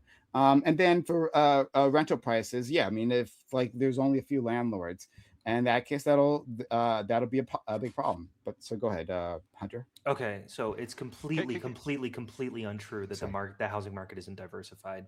1/3 of all landlords are mom and pop landlords who own fewer than 10 housing markets. And the other 2/3? And the other 2/3? Okay, wait, hold on. I came from an apartment. This developer that I currently live in has maybe 20, 30 units. Okay, they own this apartment building. They own none other. So that's also part of the two. I know a bunch that hold on, have the opposite. Hold on. I have fucking data, Ali. I know that you've got your biases, but mega investors own my anecdotes. 4% of housing stock. 4%. It is an extremely. This isn't fucking airlines where there's like 6 that you all know. Most of my landlords have just been not buddies of mine, have been like people that I know, and I'm in their basement apartment. Like, this is an extremely common situation for a lot of Americans. Now, obviously, there are some mega investors, there are some large businesses, but they have not gobbled up all of the other underlying in certain neighborhoods. I'll tell you why this doesn't matter, because there's no national housing market. No, there's no national housing market. Show me a fucking city where this exists then. Tell me the city. Yeah, don't worry. So like there is no national housing market. Specifically, we were talking about like, hey, like markets in these desired areas, right? Within those spaces, that's what we were talking about. Not like nationally. Yeah, we don't have to say nationally. It doesn't matter, because you can't just live anywhere when you're, unless, well, I guess if you're like working for a virtual company, right? You can work remotely, you can. But other than working remotely, you have to. Do you have any data for this at all? Don't worry, I'll pull it up 1 second. Okay. Cool. But yeah, that's what we're talking about. So like don't give us that BS. All right, so go ahead. If anyone wants to jump in, I got to pull stuff up. No, I would like to jump in. I just posted some graphs. This is from Fred, the St. Louis Bank. I've posted this before. This is one of the reserve banks. This is basically what makes up our central bank. The study actually that was posted by Gibbs earlier was, I believe, from the Dallas Federal Reserve Bank. Yeah, it So was. our central bank, how it works is it's not like it's a central bank, but there's like different components of the central bank, which are all these various Federal Reserve banks. When you look at overall homeownership rate in the United States, there's this perception that it's going down, when in reality, like it's not. If you look, depending on when you look, so yeah, it is down from the peak of 2004, but like our current homeownership rate is like significantly higher than it was in 1986, and it's like even higher than in 1960s, right? When everyone's talking about how cheap the homes were in the 1960s, our current housing, the current home ownership rate in the United States, which is a percentage of all occupied units that are owned by the people living there, 65.3% right now. And then if you go back to 1966, it's 63.3. So it's up, right? Overall. If you look at homeownership, I also posted one specifically for New York. If you go back to 1985, it's 50% own their homes, and if you look at right now, it's 52%, 52.2. So no, there's not this. I've seen the data that Hunter's referring to in terms of these institutional investors, and I'm not saying these companies don't exist, but what I'm saying is that when you look at the actual percentages, it doesn't appear like they are dramatically reducing the diversified nature of housing, either across the country or even specifically within New York. Question for you, Latoy, based off this rate, because I'm not familiar with it. Sure. Does this rate signify the amount of people that own a home based on the amount of people that are not living in a home? Does that make sense? This is percentage of, so this is over like homeownership Homeowners rate. versus renters. Homeowners versus renters is how this is measured. Yeah, you So ask if a person, do you own the home that you live in? And 67%, I don't know what number it is, 65% say, yes, I own the home that I live in. Quarter one of 2026, 65.3% of all Americans in America, 65.3% own the home that they live in. Okay. As opposed, and then here's the thing, right? You go back to the glorious age of the 60s. What are we looking at? 64, 63, all the way down to 62.9 at 1965. There is a glut, you're right, and that glut is in 2004. That gets massively reduced in the housing crisis in 2008, but then it's starting to creep up again. I get it. Like data is like it's a perception. Nuanced. I think is so much more powerful sometimes than like what the actual stats show, because median income is like true inflation controlled median income is also going up. Yeah. So the purchasing power, like we are as young adults, like we are on average, we have more purchasing power than our parents. We're living like kings. We are. Yes. Wait. I'm driving back to last week's conversation. But we perceive as though like there is this sort of nostalgic view, and I think that with the left, the right kind of has this nostalgic view when it comes to the social kind of mores of the time of the 1950s and 60s and 70s, right? But I think what the left does is they also have this nostalgia, and they have this nostalgia of like, well, everything was so much more affordable back in the 50s, 60s, and 70s. Look at the housing prices. Go try to buy a TV, like yeah, but when you look at overall like food prices, when you look at overall like just the availability of anything, going back to the 50s and 60s and 70s. Economically, the current generation is just better off. Can I throw in some... even when it comes to housing supply or the percentage of people who own their own housing, it's not like these institutional investors are coming in. Yes, I understand you can point to me specific examples of where like these specific institutional investors come in. They can pay cash when the married couple can't. That I'm not denying that happens, but I'm saying is if that's happening now. Was it happening like much larger in the 60s and 70s and 80s? Yeah, where were you? I'm going to throw in some more nuance to this conversation. I'm going to throw in more nuance to this conversation. Housing costs have still dramatically increased over the last 50 years. That's true. So that like there is cause for concern and looking at the ability to buy a home over the last 50 years. Now that is also supplemented with the fact that we're also earning more. So it's like but even real housing costs have increased, even with regard to inflation. So like, housing is still a genuine concern, and it's one of the largest polls for inflation. Like whenever you analyze the CPI, the like housing rents are almost always what's dragging it up. Sure, and healthcare. Yeah, that's true. So, I think for the most part, when it comes down to this conversation, it is not only the want, especially with the kind of vision of what they perceive America should be. And of course, perception is going to matter, especially with a media landscape that's constantly telling you how you think, how you should be thinking. And But also social the media, idea, just to be and super. social media and media in general, I agree. So of course that's going to happen in this current landscape, especially with the idea that we should be an improving country. Because I mean, I don't make the case that we're in the worst. I try to make people like understand the context. Like I did the same thing for California when people were talking about the homelessness stuff there, even though the rate has been declining. Ultimately, though, the idea is that one, they want to ensure that homelessness with things, especially that they not only perceive but see, is actively declining, considering we're supposed to be an improving economy. And then the second part about it is that a lot of we're not only talking about the people who don't have homes or don't own the homes, and we're also talking about the people who are living in a circumstance where they feel like the way that they're spending their money or the way that they're handling bills is unmanageable, and it's not producing a joyful experience or joyful life. So I mean, I think that's also something you have to consider when you're talking about like how people are dealing with this current issues, which is why we are advocating for these different solutions to ensure that we are, you know, helping people have more affordable home or other utilities that we talk about so they can live an experience that they're supposed to be told about as a joyful American experience, an American dream. There's a lot of like Speaking of the the American the dream, issue. Hunter, are you going to stop running and answer that question about the vote blue, no matter who in the back? I'm happy to pivot to that conversation.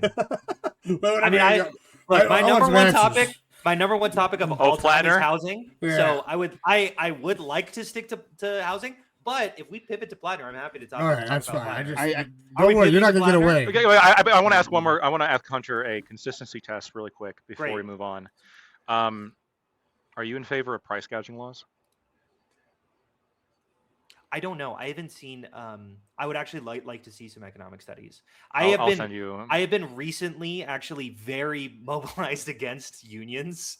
Like, bam! Come on, I love it. Speaking as a fucking math teacher, The more you learn about economics, you're like, yeah. Yeah, come on to our side. Have done to the economics of teachers, it's completely fucked the supply of teachers, and it's this is glorious. I love hearing these things. It's so good. I don't like bad. Price gouging laws bad. Rent control bad. I would need to see price gouging laws because I can send them to you. When we think about it for a second, Hunter, it's the exact same logic, well, right? No, sure, when it comes to rent control, it's like we're incentivizing people to actually go to fucking New Orleans and give people water. Right. Yes, you're incentivizing. When you don't have price gouging laws, the factories are going to kick up the production. More people are going to want to bring shit down there to sell. And when you think of like, maybe I could see it. Don't do this vote blue. No matter, we don't want the Nazis. Most economists are also against price gouging laws. Yeah, and that's also a thing that I think left-leaning people really need to like really recognize. Honestly, economists lean left, genuinely. Like, they on some things. Sure. A lot of things. Well, like if you see unions like specifically as like a left-right barometer, but like most of them recognize that like housing should be afforded to the maximum amount of people, and whatever, have a lot of I think leftist ideals. But anyway, sorry. I would like to see about price gouging. It makes sense. Maybe it's bad. Yeah, maybe it's bad. I also want to put something out there just in case. I don't want to potential perception. Then we can move on to Plantner. Potential perception is being made. I am not like pro the government controlling prices. I just think that it's worthwhile when we're talking about like issues like this, especially in situations where there is potential creative policies that are being implemented, to see how it could be utilized in this kind of evolving economy and evolving system. Because before in the past, there has been things that have been introduced that people outright said, oh, that's socialist, we shouldn't do that. And then it ended up being a good thing. So I'm just not willing to just disregard the idea altogether. Wait, hold on. That's not my position. I'm not saying that's you, but I'm saying people don't. Socialist. I don't want anybody perceiving that I'm a communist. I'm not. Okay. I'm not talking about you. Okay. Yeah. Okay. Yeah, I mean, I'm in favor of a lot of like left-leaning or very like what a lot of people would call socialist. I think Medicare for all is a really good idea. So, sorry, before we move on off of this, right? Yeah. So, the Guardian report. A fifth of California homes are investor owned as state's affordability crisis deepens. Report says new figures show that Golden State's rate of investor owned homes is 19%, with mountain regions up to 83%. Yeah, but how many? 1 in 5 homes in California is owned by investors, new data reveals, in the latest sign of an affordability crisis that shows no end in sight. The figures, which come from data tracker Butch Data and were analyzed by the Orange County Register, show that California's overall percentage of investor home ownership sits at 19%. Okay, the rate is higher. We'll find a stat that I asked for. So anyway, this man is crazy, Chad. thinking that like he's going to control me. I'm going to finish my point here. The rate is higher. Who the fuck do you think he's talking to? It's crazy. The rate is higher in the state's mountain regions, such as Sierra County, which has an 80% share of its homes owned by investors, compared with coastal Ventura County at just 14%.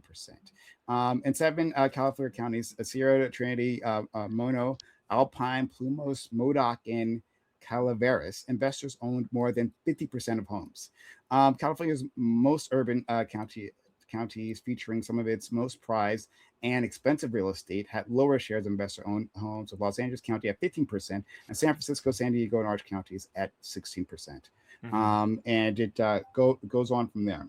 Right. So, do you want me to you respond to that? You want to? You can go ahead. Yeah. Go ahead. So specifically, what I was referring to isn't just how many investors own homes. Obviously, home owning is an incredibly lucrative position. It makes a ton of sense that a lot of different investing companies are doing so. I'm asking how diversified the market is. So if you look at 17% of investors, I'm asking for one specific company and their market share. Those investors are made up of different subsidiaries. Well, it's also, I just posted from Fred, another thing from Fred. Sorry, guys. Overall homeownership rate in California is also up. But I'm not telling. That's not what I'm talking about, though. Like, right? Like, why home ownership can be up, but then rents. One, like I said, there's two different things. One, rents can be up, and also prices can be up for multiple factors. One. Sorry, I don't know. So rents can be up, and home prices can be up, even if there's more home ownership. That doesn't actually deal with what I'm talking about at all. Okay. Well, no, hold on. I guess my question for you is, I would think that it does have something to do with what you're talking about, because if you're talking about, like, hey, I thought what your concern was is that housing, these institutional investors are coming in, they're buying up these houses, and these married couples, they just can't compete. Like, they can't pay cash, they have to go get a mortgage, right? And so I thought the concern was, well, the housing supply is getting bought up by companies, and your average Joe can't buy a house anymore. But if we look at the rates, and the average Joe is, as a percentage, more likely to own their house than in the 60s and 70s and 80s, like the golden age of American homeownership or whatever. I think that would be relevant to your point, right? So, like, that's part of my point. Like I said, I gave you multiple reasons, right? So yeah, in some of those reasons, it's because in some of those instances, it's because they're being outbid, which is a thing that I think you even admitted that was happening, right? Like it can previously, but it's obviously not happening to some like large enough degree to actually affect the numbers. Okay, so I'll leave that alone. But the point is that that's happening. But like, I don't think that's been demonstrated, but I do agree with Lactoid, because causation, like this is just, you're just pointing out correlation. But yeah, no, I'm not. If it was happening to such a degree to offset the percentage of owner-occupied units, then you would necessarily have to see the percentage of owner. I agree. I'm saying, because it's a percentage. It's not an overall number. Do you understand what I'm saying? That like it is possible that it would drive up, like drive down relative to what it would be all else equal. Does that make sense? And we can't demonstrate that.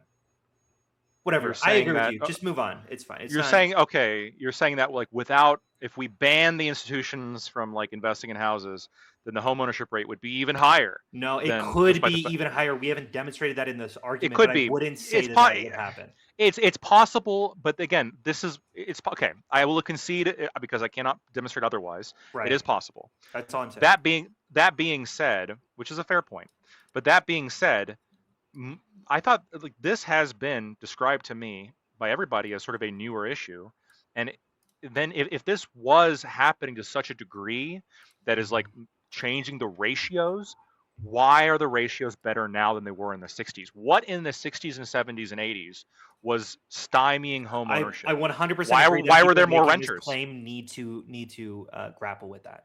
Yeah, I do why were agree. there more renters in the 60s than there are now? And I agree with the assertion that this isn't a problem. But yeah, I don't think it's been demonstrated to be a problem. I agree. Well, it's just At it's least just not tough. statistically. Okay, I would agree. I would agree to that then. Statistically, Okay. it's not a problem.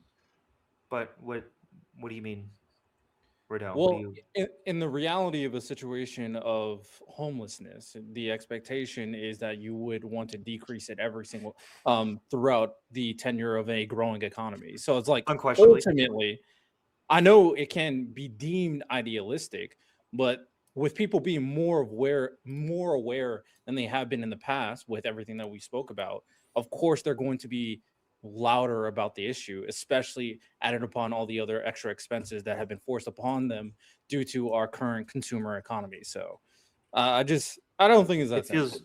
feels weird to say that they should be louder when the problem is better. They should well, they're more aware of a situation that is not Okay, maybe. good. Yeah, maybe. Because And I at just the want to end be of the super day, clear. we're- I want to be super clear. I also think that housing is a human right. And homelessness is one of, to me, a driving issue for me. It's a policy issue that can be fixed. And I advocate every fucking day to fix this issue. I think that this is unacceptable in the greatest economy that has ever existed. And we absolutely have the resources and ability to fix this issue. I think, though, sometimes we're dogs sniffing at some fucking scent that we've already checked out 1,000 times. And it's like, we actually do have solutions that can fix this problem. And can we just stop fucking going over here? Because the answers aren't over here. The answers are right here. And they're super fixable, demonstrably true, and like unquestionably science. Here's another thing is that like, this sounds like such a denial of science sometimes. It's like economists are so fucking clear on the mechanisms that can fix these issues. And then we don't listen to the scientists and we're like, yeah, but they're economists. How much really are they scientists? They're scientists. Yeah, I mean, Sorry. wrong, so Oh, I agree. Economists with that. aren't I'm completely scientists. I agree. don't know if I want to say one thing. Keep with the science ahead. denialism, Prime. One It's last not thing. science nihilism. Economics is real. Doesn't mean it's necessarily a science. Like I don't know about that. Economics is That's based. a What debate. is science anyway? 100%. I'm not saying it's not even it's a bad thing or anything. I'm just like I'm not sure if it's a science, but okay. That's 100% Science science. doesn't- science doesn't. So real quick, I wanted to say, I also agree that homelessness is bad. Less so than I do. I less so generally than you do, I'm sure. Yeah. But I also get really concerned as to the way like the changing definitions of homelessness, where like when I think about homeless, like a homeless person, like the kind of image that comes to mind is like somebody's out in the street and it's Yeah, raining. they're not sleeping Or, in a like, car, sleeping in a they're- hotel or something. Well, yeah, but even sleeping in their car, I might even be able to accept that, right? As long as it's not like an would, RV yeah. or something. But the current way we count it is like if you're staying with family, that's technically homeless. If you're like living with roommates and under certain cheap like arrangements, this is also considered homeless. Like, and it starts getting pretty ridiculous. Where like if you're I don't know about that. Is I don't know about that. the under the arrangement- HUD, look under HUD. Okay, I'm crazy. checking it out. If you're I'm checking staying it out with right now. family and they're only going to keep you for like a month and then you're going to end up being homeless, well then you are homeless if you don't have a No, you're permit. not If you don't, You're imminently If- homeless in my opinion. No, but like you you're could gonna be- be you're homeless. okay, sorry, you're going to become Well, homeless. yeah, You could be there's not- evicted. You could be evicted. You could also That's like what you I'm could be foreclosed upon. Anybody could become homeless. That doesn't mean we're homeless Yes. now. But Well, but living with your family when you're not expected that to be your permanent living situation is still homeless. I Like, mean, you don't have can a- you What do send we me mean this? by what do we mean by homeless? especially if it's a stated temporary stay. Like if you're staying with your friends crashing on their couch for 2 weeks, like, oh well, you're not homeless. till next week. Yeah, sure. Okay, they are inside a home, but like, I mean, I just want to say two things. One, having a home ain't no right. And then two, I'm also think homelessness is bad. Like, that's just wild shit. Next week we be getting told, hey, Okay. one basic human right is getting enjoyment out of life. Like, this is the path we're going down. Like, I'm sorry. Like, listen, the homelessness needs to be solved, but it's not because it's a right. Like, that's crazy. I need to fact check something I Lactoid thought said. shelter was a part I of- think that what he said was technically true, but really kind of didn't really engage with what is the correct accuracy. I just looked at HUD's definition. Category 2 homelessness is imminent risk of homelessness, but you need to have residents will be lost within 14 days of the date of application for homeless assistance. No subsequent residence has been identified, and the individual or family lacks the resources or support networks needed to obtain other permanent housing. So technically, you could be living at your family's house, but if they're kicking you out within the next 14 days, or you will be losing a housing and there's no place for you to go, you are considered category 2 homeless, and I think that's fine. Give me a second. Okay. Yeah, I think that's reasonable. If I'm misreading this, I can send the link, by the way. Sorry. So Hunter, about this Grant Plantner thing, are Yeah, do we you wanna still pivot there? back? You still? Well, I mean, if private's okay with it, it's up to him. But I want your answer. I'm sorry. I'm having an issue here, right? And you guys can laugh at me, and I'll accept it. But like, Okay. the largest private equity tracking website, Uh-huh. there's a large database, right? Uh-huh. I can't look at it. It just won't load for me. Like those It's Mossad. it's Mossad, but like those trackers, the robo tracker things, right? Like to keep them out, right? Like I keep hitting the thing and it won't load for me. I can't look at it. You got another browser? Every website that I don't think it's my browser. What website is this? What are you checking out? It's 1 second. Might just be down right now. I don't know. I think it's there. It's just like I can't load it. You try it. PEstakeholder.org. And like all my search results like keep going back to it, right? Like other articles. They don't want you to know Prime. And I can't get to it. I've been trying to. I'm so sorry, guys. I do apologize. It gave me a bunch of like things about how to save cookies and shit. And recommended I found settings. it. I got it. But yeah, Are you able to open it up? Yeah, I'm able to open it up. I'm on it. Okay, right now. then it's a me thing, and I'm sorry, I don't know why. No, it's all I good. thought it was my VPN, but like I No, tried my it's VPN. it's they recognize that I'm not going to put a flashlight onto what the actual situation is, so they allowed me in. But Prime, with his investigative eyes, they blocked him. They knew that he was a leftist who was going to be critical of what was happening. I do apologize because I actually wanted to like examine that and No, sure. Talk. The only other thing I have right now, we can move on because everyone wants to move on. But there is a article talks about how a New York hedge fund owns nearly 3,200 homes in Clark County. This is Nevada. Nevada? I'm pretty sure it's Nevada.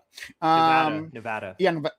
No, okay, Nevada. No, Nevada. You're actually right. You're right. You're Nevada. Thank you. A large hedge fund based out of New York is the single largest owner of homes in Clark County at nearly 3,200 units, according to the county's property records. Pretium Partners, a hedge fund and manages over 55 billion in assets, is the owner of Progress Residential, a home rental property management company that, as of the end of February 2025, owned 3,190 homes in the county, as per officially confirmed data. But that number could, in fact, potentially be higher, as typically real estate investors make it difficult to track their dealings by buying properties under the guise of various limited liability companies, which I said before, often with different yet similar names. For example, according to Clark County records, at least 5 of LLCs that have purchased property contain the word progress in their name. When contacted by local media for the true scope of their stake in Clark County, Representative Pretium refrained from giving an exact number of homes, but claimed that is fewer than 4,500. Okay, so the report claims it's 3,200, and then like the company says it's fewer than 4,500. So yes, it apparently could be more. Where? But we don't know. New York City? No, Nevada. It's the Nevada. hedge fund is located in New York City. Yeah. Okay. So So here's what I find really suspicious about the data that Okay. you gave. It's Sure. really hard to contextualize how many 4,000 units is. How many did you say? It's okay, 3,200 is what the Okay, port cool. Can we claims, round to and then 4,000? Is that okay? 4,500. I'm happy to round to 5,000. However much you want. Sure. 5,000 units sounds like a lot. I just looked up how many housing units there are in Nevada. It's 1.37 million. So 5,000 does feel like a drop in the bucket and not a problem at all. It's probably less than 0.001%. So I'm not concerned about that. Studies indicate at the end of 2023, approximately 50% of Clark County's housing stock, nearly 25% in North Las Vegas, was owned by investors. So these are more than one investor. No. You keep saying by investors. but I that know. could be Hold on. I diversified. know that. I was literally about to say that. Hey, Okay. this doesn't disambiguate as to which one is like which, right? But like within these, so what they'll do, they'll buy up like tracts within a housing or a neighborhood, excuse me, a neighborhood. Whole neighborhoods can be have been bought up, right? You can say, well, they didn't buy up that other neighborhood. Sure, fair enough, right? But within this neighborhood, they own the houses there, right? They then don't. within they own many of the houses there, and then within that geographic area, it can be a quarter, it could be 20%, it could be less. But like in the overall, when you say, well, let's look at the entire county, right? They're like, well, there's millions of homes there, but like in these areas, like they can drive up the prices, which they have. We've seen them do that. Wait, but I still haven't seen any indication of any one investor. Sorry, no, comprising- I've never said it was one investor. Whoa, I've never then- said that. Well, then I've why would said there? multiple? Why would I've there? said it Why was would that be consoli- monopolistic? Why would? I didn't what would say it there was be the- monopolistic. Hold on, did I say it was? Wait, okay. I've never said that. No, In no, this I entire- agree. I'm Oh, confused okay, what the great. issue is. Then I'm Okay, confused great. what the issue is. Yes, because there's been consolidation within the housing market. I've never said it's a monopolistic. There was one player that was Okay, that was no, doing it okay, all. fine. There have been- Oligopolistic. Is that better? Yes, there's Okay, can you show- consolidation within the market, right? Consolidation within the market between a few big players in key areas, and they drive and that drives up housing, either housing or renting prices, depending on which one we're talking Here's about. the issue. Here's the issue. You haven't demonstrated that at all. What you have demonstrated is that 25% in a specific county is owned by investors, but that investors is plural. In fact, those investors could only have small homes each individually and then are still competing within each other. You haven't demonstrated that they're all under the same bracket. Now, you keep saying, well, it's really hard to track. And it sounds like your evidence is a lack of evidence. And that to me is not enough to go off of. I mean, they're already trying to put out a bill to ban a lot of these investors. Yeah, and that bill is fucking dumb, and it doesn't exist in reality, because everyone just wants to point to BlackRock because we're primed to just like point to a company and go, that must be the issue. When the issue is actually just 60% of the country not wanting to drive up property values because they're homeowners. That is the issue. I agree with you that There's more most nuance of the than these in there, homeowners. but Yeah, I agree with most of the homeowners are like individuals, but at the same time, this is something I wouldn't say it's not an issue. Something you do want to mitigate. I feel like. Are you saying it? But there's a difference between saying it's not an issue at all versus it's not the main issue. I agree, it's not the main. How is it an issue at all? How is it an issue? Like, what specifically is an issue? What is the issue? Well, as described from what Prime Kai said, the concern that a lot of people have been putting out there regarding these hedge funds that are buying up these homes is the willingness to potentially drive up the prices. Wait, okay. How would that drive up prices? How they drive up prices? Yes. I mean, they have ownership to the homes themselves. I can't really tell you directly. Okay, so there's really two mechanisms there's two mechanisms that people often cite, and I don't know which one we're claiming here. The first is that they're taking units off of the market to drive up prices. That is one of the dumbest fucking things I've ever heard in my life. Or they're just charging more. They're charging more from monopolistic properties through oligopolistic. Sorry, I'm going to say monopolistic, even though I recognize it doesn't have to be one player. It doesn't have to be Amazon. But like, to some degree, they're monopolistic and they have way less competition within each other. And I haven't seen that bear on the market. You haven't shown me any stats that they make up a significant part of the market where they wouldn't have any competition. And I would love to see stats like that, but I still haven't. Wait, so are you saying that it is? I'm not saying you're saying it's a good thing, but you're saying it's okay for them to buy up these amount of homes and It's determine the price. 100% fine for an investing company to say, here's the most profitable market. We're going to start investing in here, and everyone like I can go in it's an investing company. I can go into BlackRock, buy some fucking stocks in BlackRock, have them manage my money. They're going to invest it in housing, and they see incredible returns because of course you do. It's fucking housing. I don't see the issue there. Would you be concerned that if the increase of housing supply does happen, then at that point they'll also buy up the homes as a result? I don't understand that question. Build more homes Yeah. that are being created in America for the Okay. people, Yeah. but they are being bought by these investment Who companies. fucking cares? No, like So at genuinely, this why point- would that matter? So are we fixing home ownership or just like people living in homes? I want to make sure that there is enough houses for people. That will drive down prices for all renters.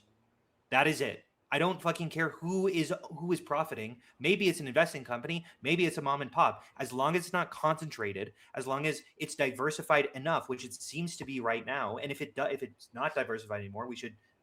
That's what antitrust regulations are for. I'm happy to start capping some of these market shares, but right now it doesn't seem to be an issue. So why are we talking about this issue? Well, because of course people have.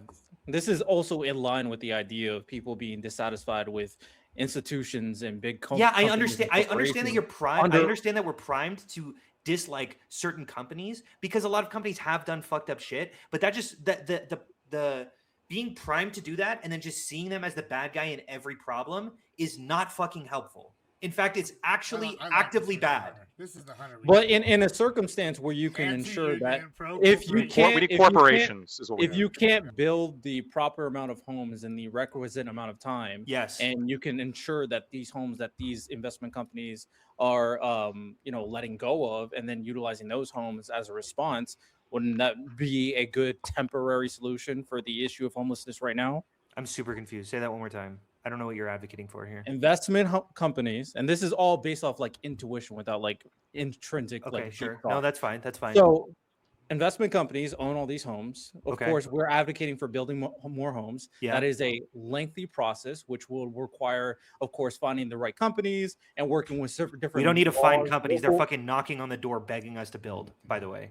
I'm be just super like clear.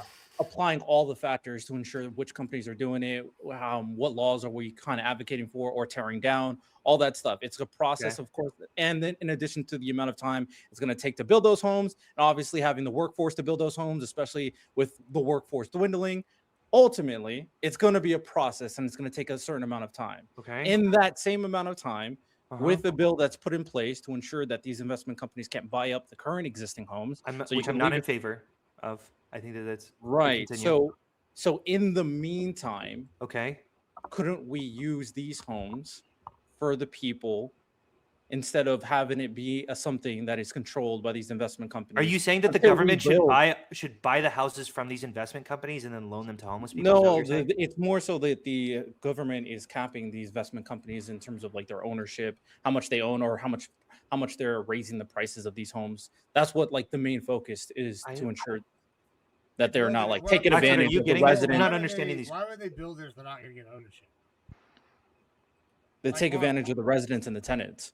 So in this circumstance, like Wait, what? No. You could buy off. You could. I think the he's government- proposing rent control. Just so you're aware. Are you saying that the government should buy these houses that are currently owned by investment companies? no, I'm saying Okay. what is being put in place right now is to ensure that they are not doing the things that we're suggesting in terms of raising prices or taking advantage of the tenants.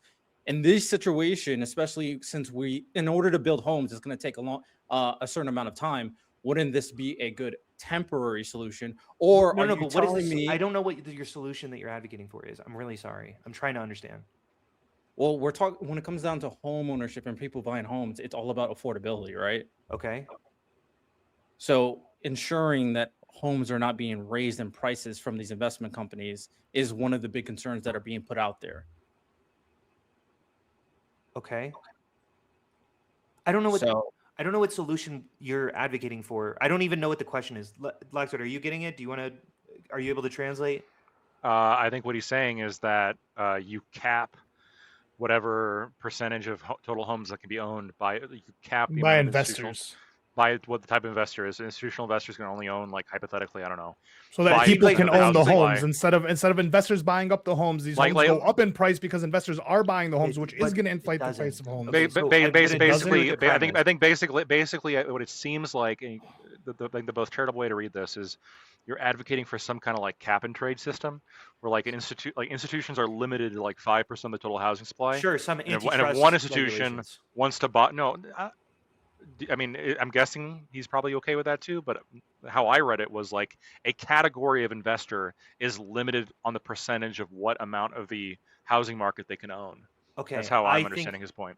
I think that would be an issue where it's a severe percentage of the market that I don't see.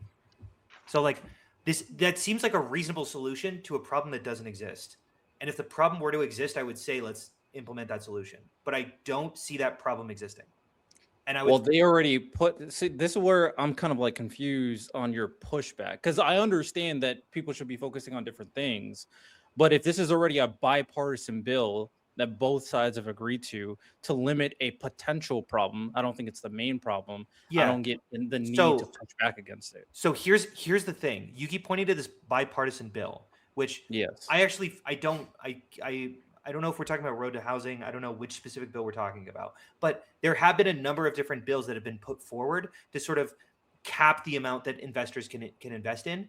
Yeah, I think that it's a bad bill. I understand it's bipartisan, but that's because there are slopulous on both sides who just go, oh, well, whatever fucking, if most people can get behind it, we should implement it, even if it's a bad idea. And I think that that's what's happening. It sometimes happens in government where bipartisan bills are bad, actually. And I think this is one of those cases. okay, what exactly makes this bill bad to you? It's a solution that is not, there's not a problem. There's not a problem. But that's not making it bad. That's just you thinking that a problem doesn't exist, and therefore a solution being implemented. Okay. Here, let me say this. Let's say mega investors. I think they've never reached more than 4%.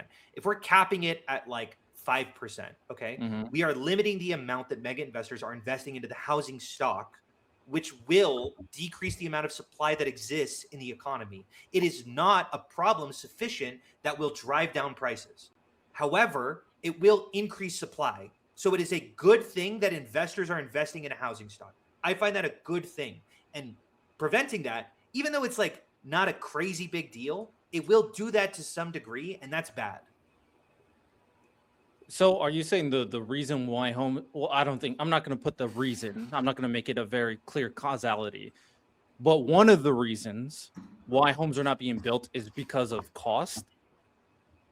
Why? No, it's regulation. It is regulation. Right. That So it's if it's illegal to build regulation, housing. then why are we worried about the need for investors to be able to buy up pay for these homes being built? I think anything that can demotivate supply being built is a bad thing, considering we are 3 million units under cost. I would say that the focus should be zoning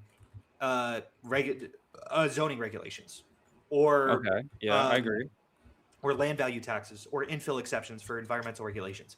There are a lot of things agree. that I could point to way before I would start going to investor caps. But it's not the biggest deal that it's being implemented, but it fucking drives me crazy when it seems like when we're pretending like that's a solution to a problem, to the problem. Because it's a solution to no problem. The problem doesn't exist.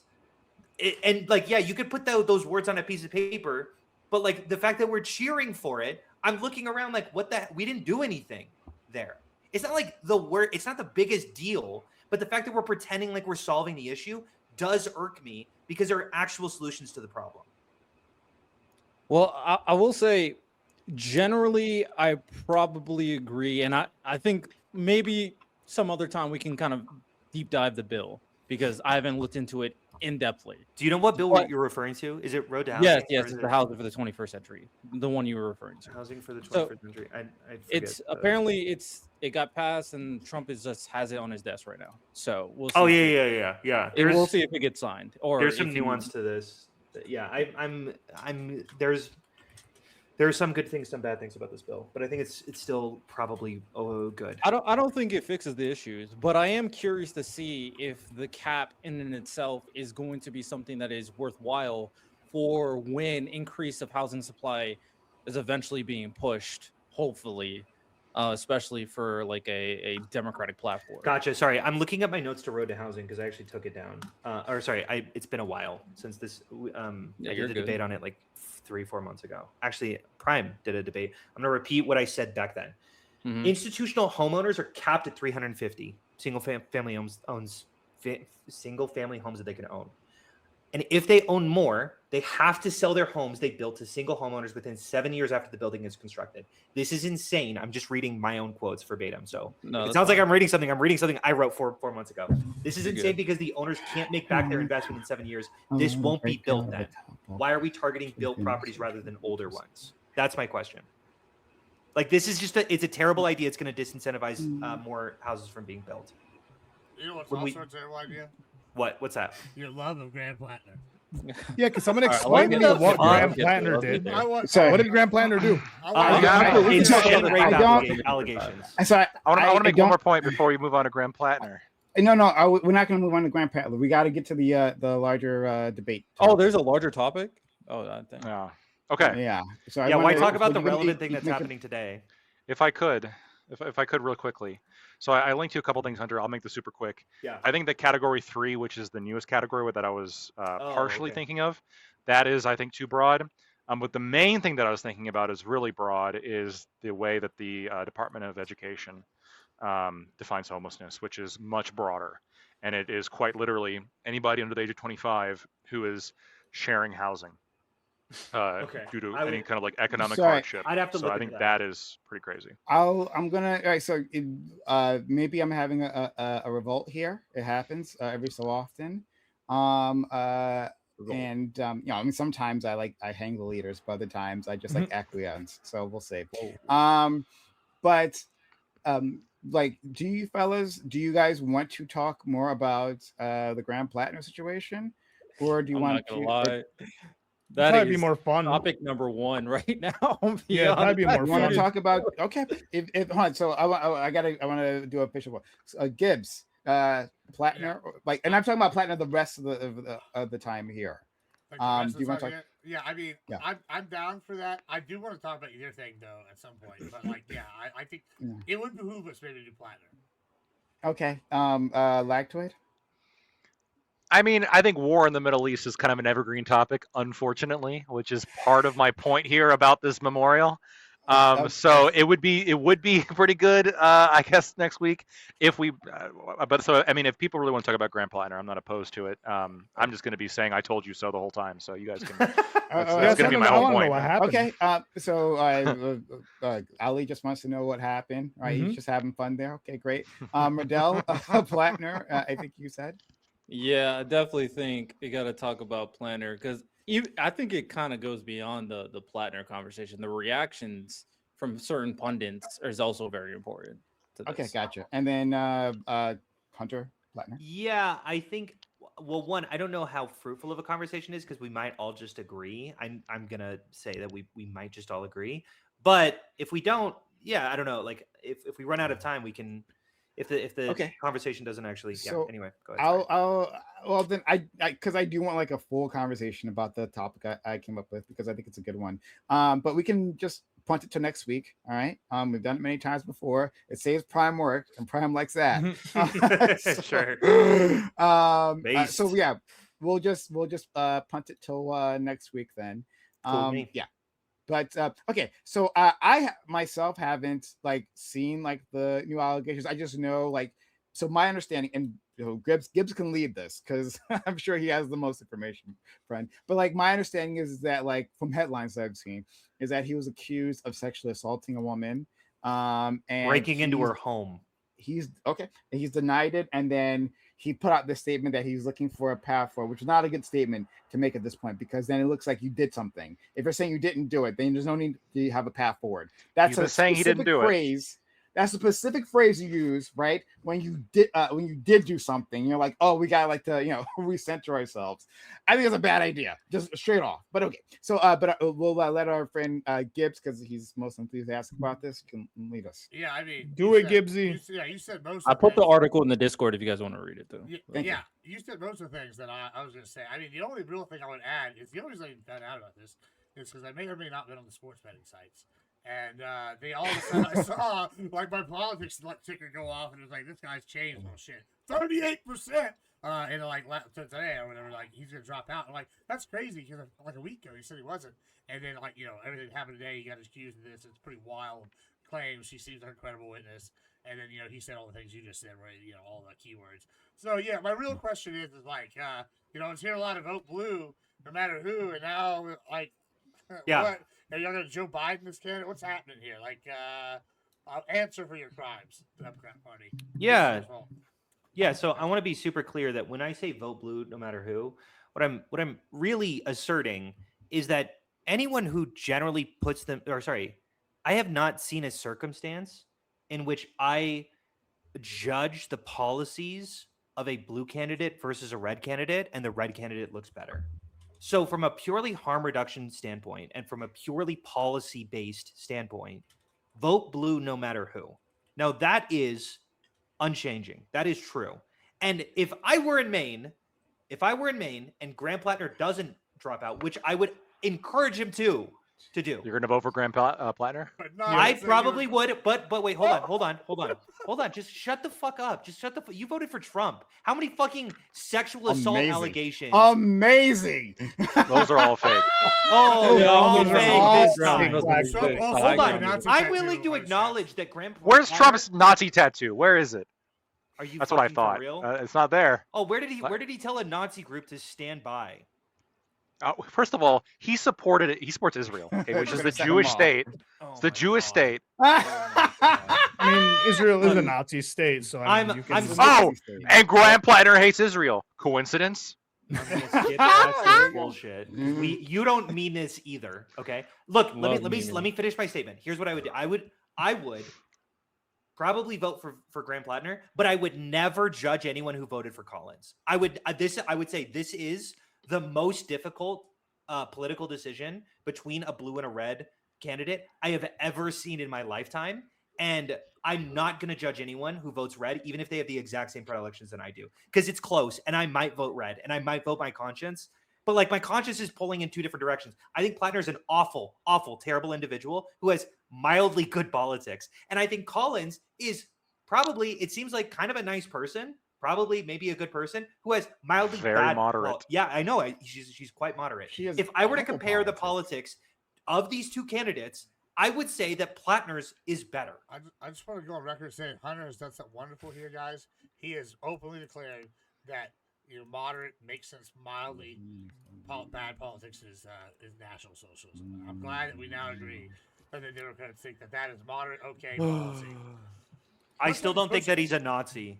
I think here's what I think. Here's what I think. I said this multiple times before, and I think all it does is just simply vindicate this statement that I've consistently been making, which is that, like, if you're a moderate, there's almost no incentive to be a moderate Republican. At least if the mentality goes along the lines of what's been saying, what kind of Hunter's position here, because like you have Susan Collins, who is arguably one of, if not the most moderate Republican, who has voted against Trump multiple times, and who's like on all the big issues. Like, this is very true. She voted for, I believe she voted for Obama's pick. And I believe she also voted for. She voted against the repeal of the ACA. Hold on, she's not as in line with the Republicans as Trump as the other Republicans, but she still is quite in line with Donald Trump. Okay, she's probably she's probably like an 85% voting record with Trump. 90. Most Republicans are at 90 or something like that. Bro. Would you concede with that? I'm guessing that she's probably in line on like most of the shit that's not like super controversial. That's okay, but guess. I bet every other Democrat still blows out of the water. Yeah, but most of the shit is like. But here's the thing: like most of the shit that any politician is going to do. I would put this when it comes to Biden or Obama as well. I think most of the shit that a politician is going to do is not going to be on like the ultra controversial side. What people really tend to focus on is like the 10% of the 5% of the shit they do that's like really ultra controversial, where it's like, oh shit, like this is a big deal. And when Susan Collins on multiple of the high profile things votes against Donald Trump, when she again, like as compared to almost all the Republicans currently, is very moderate. And I think, if you found a Democrat with an equal record to her, but with a Democratic president, I think it'd probably be fair to consider that person to be like a moderate Democrat. Like, who was a Democrat from West Virginia? Joe Manchin. Yeah, Manchin. I'm willing to bet right now that Manchin mostly voted with like the Democrats, but on like very key issues, I agree. He strayed. Yeah, I agree. So, And I would put Manchin better than any Republican. According, I get it, but look real quick. You take the most moderate Republican. It would be like if we were Joe Manchin runs against like somebody who's equally as problematic on the Republican side. Like, I don't know. I feel like that one is like shit. I mean, Joe Manchin's a pretty fucking appealing pick of at that course, point. and I think it's not some crazy. I've said this multiple times that it's pretty damn marginal. Also, I just want to put it out there. So, like, according to this count that I found, and I'm sure you'll find others that say something slightly different, right? But it says that she voted with Trump 96% of the time. So, yeah, but that doesn't negate what our friend Lactoid was saying, though. Just put that out there. Yeah, like 2 bills, she said nah, but everything else, yeah. I really need to reject something Lactoid said. Multiples of one. Something Lactoid said is really not true, which is because of my position, it disincentivizes moderate Republicans from running. I don't fucking live in Maine, and people in Maine have different dispositions than I do. Okay, every politician is going to appeal to their specific corner of the country. That's why Joe Manchin won in West Virginia, and he could never win in New York. Let me respond to this. What he's saying is that the disposition of Maine is to vote for somebody that had the symbol of the SS officers that were beating people into the ovens on his chest. Hey, vote for that guy. While he also suspiciously hates Israel. Totally. I'm talking about the mentality. I'm talking about. I understand 50% of America hates Israel right now. Let's not be suspicious. Okay. Well, let's not turn this into Israel. It's not. I understand. Yeah. Okay. Fair enough. Hunter, I'm not saying you live in Maine. What I'm saying is that the mentality of like blue no matter who or red no matter who, like that no matter who, to me is concerning, right? Because I think you get in these situations where, in the same way Joe Manchin pushed the Democrat bills to be more moderate.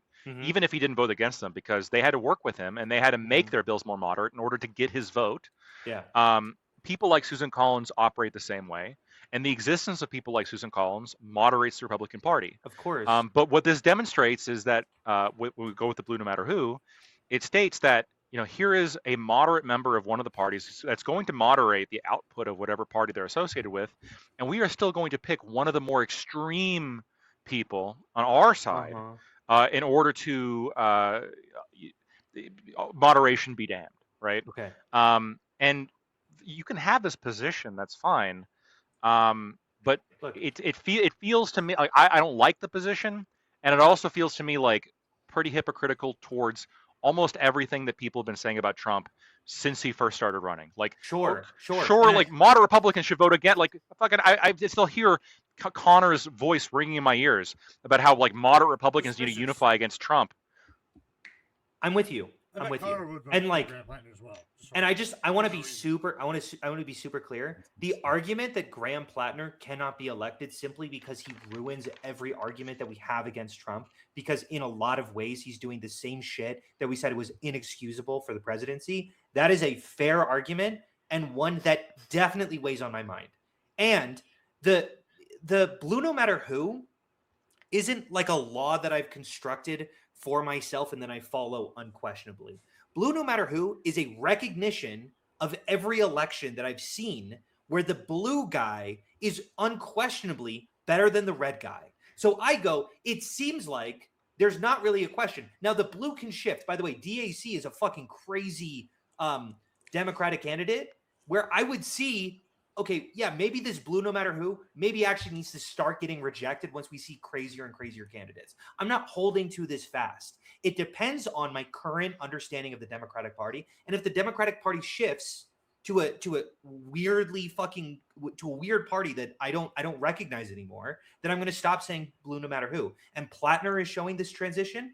DAC is showing this transition, but I'm not seeing that transition in a ton of other places. So it doesn't feel like blue no matter who then. Yeah, then you're like you're bullshitting the entire time. Yeah, it's blue. It's blue as long as they're not too crazy. Is kind of what it sounds like. It's blue if I agree with them. Yeah. Yes. Okay, that is the opposite of no matter who. You guys are. Yeah, that's not what no matter who means. Hold on.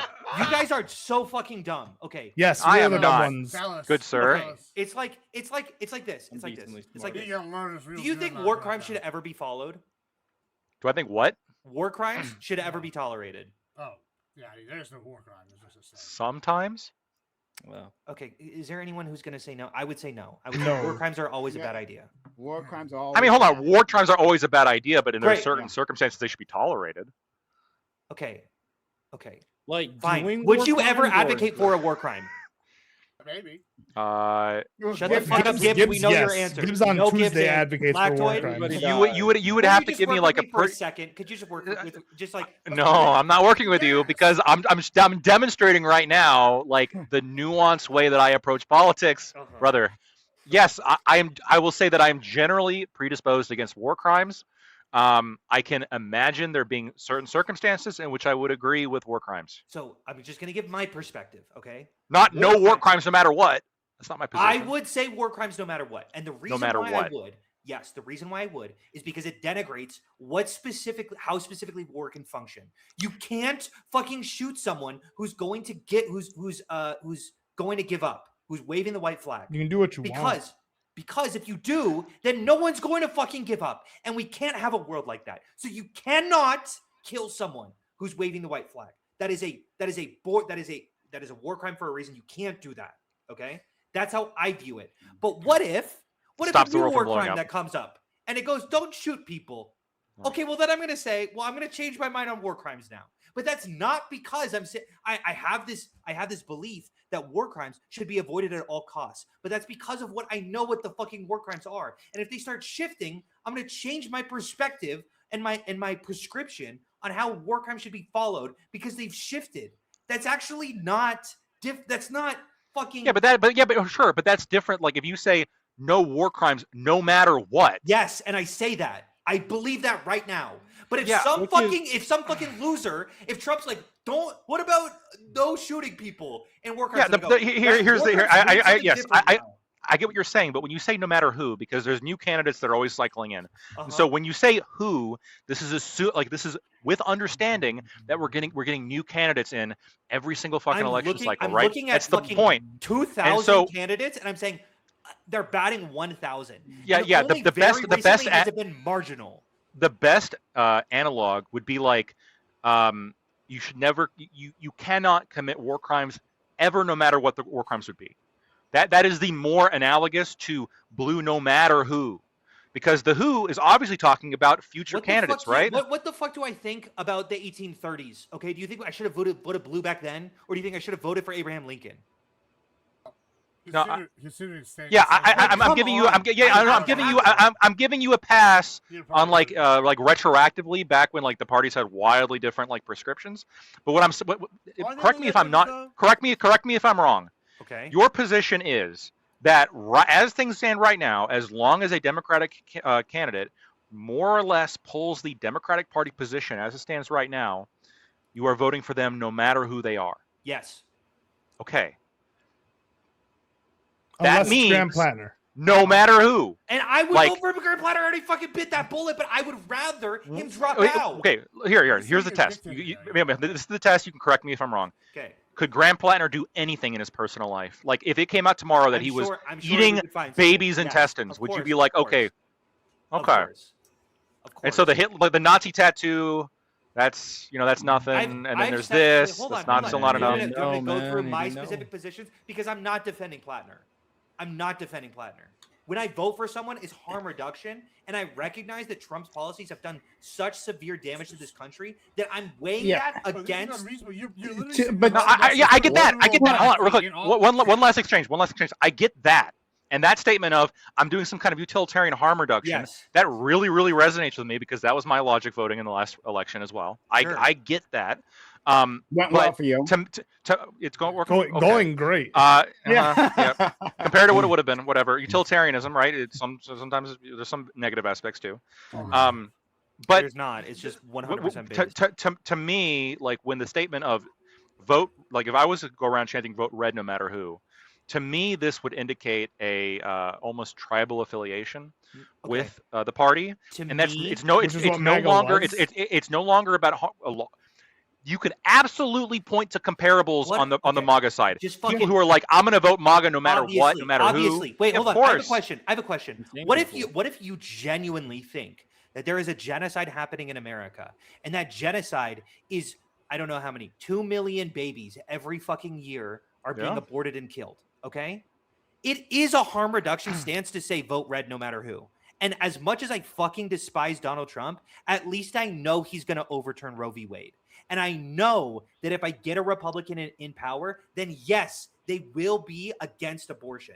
And they take that principled approach because they recognize every single time a red versus blue stands up against each other, the red will be more but anti-abortion even than the blue. And I'm a single issue voter. So of course it's going to be a principled approach, and there might be some fucking weird Republican who comes out of the woodwork and is actually like, I think abortion's cool and not a problem at all. And you go, well, I got to change my mind now. But I was saying vote red no matter who, and that was a principled opinion, and it wasn't tribalistic at all. It was a form of harm reduction the entire time. No, the difference is though when you look at the Republican Party versus the Democratic Party, right? Like, so the Republican Party, even at the national level, you go all the way down, it's much more like open to the public, right? We don't have any super delegates that are come in and knock somebody out.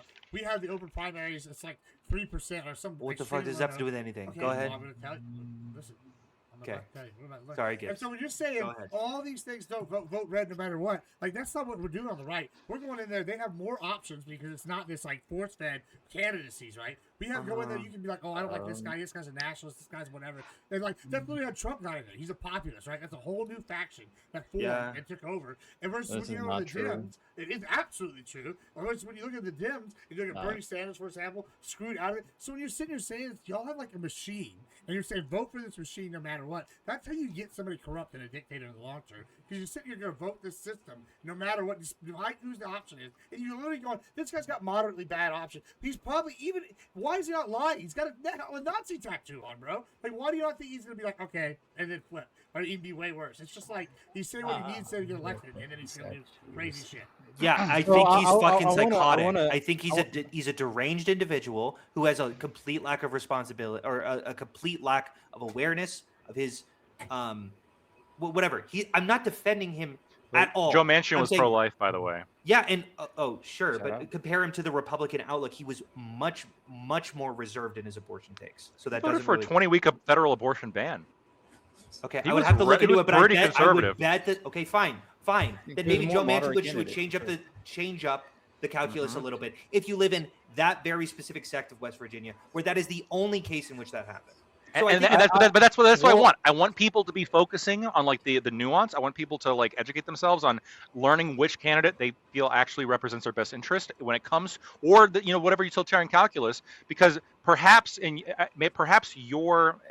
give you credit, perhaps like when you say blue no matter who, it is this like highly structured kind of a belief of like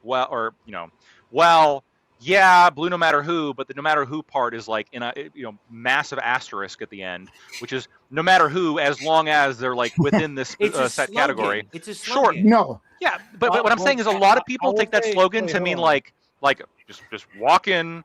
Yeah. Vote. So No, say, but hold what on. I'm Hold on. approach. We got it. Hold on, Go we got it. Okay. All right. Okay. But like we can understand. Like I got a backlash here, right? Look, the position you put me in, right? I have the backlash because I'm actually fucking like for 2 years I've been dealing with these blue no matter who people, right? 2 years I've been criticized for not voting for Kamala Harris, right? And the response is actually blue no matter who. Yeah, exactly. Because I'm not of that, right? Like if you don't meet my moral standards, I'm not going to vote for you. Period. Done. Right. And so I've actually dealt with these people right now. Right here on this channel, on other channels. I've done it in front of large audiences. I've had this debate, right? Right. And I have to go down the fucking the trail of hypotheticals, right? Well, okay, well, if this person was to do this this horrible thing to a person, would you vote for them? They say yes, right? Literally, it always gets down to okay, right?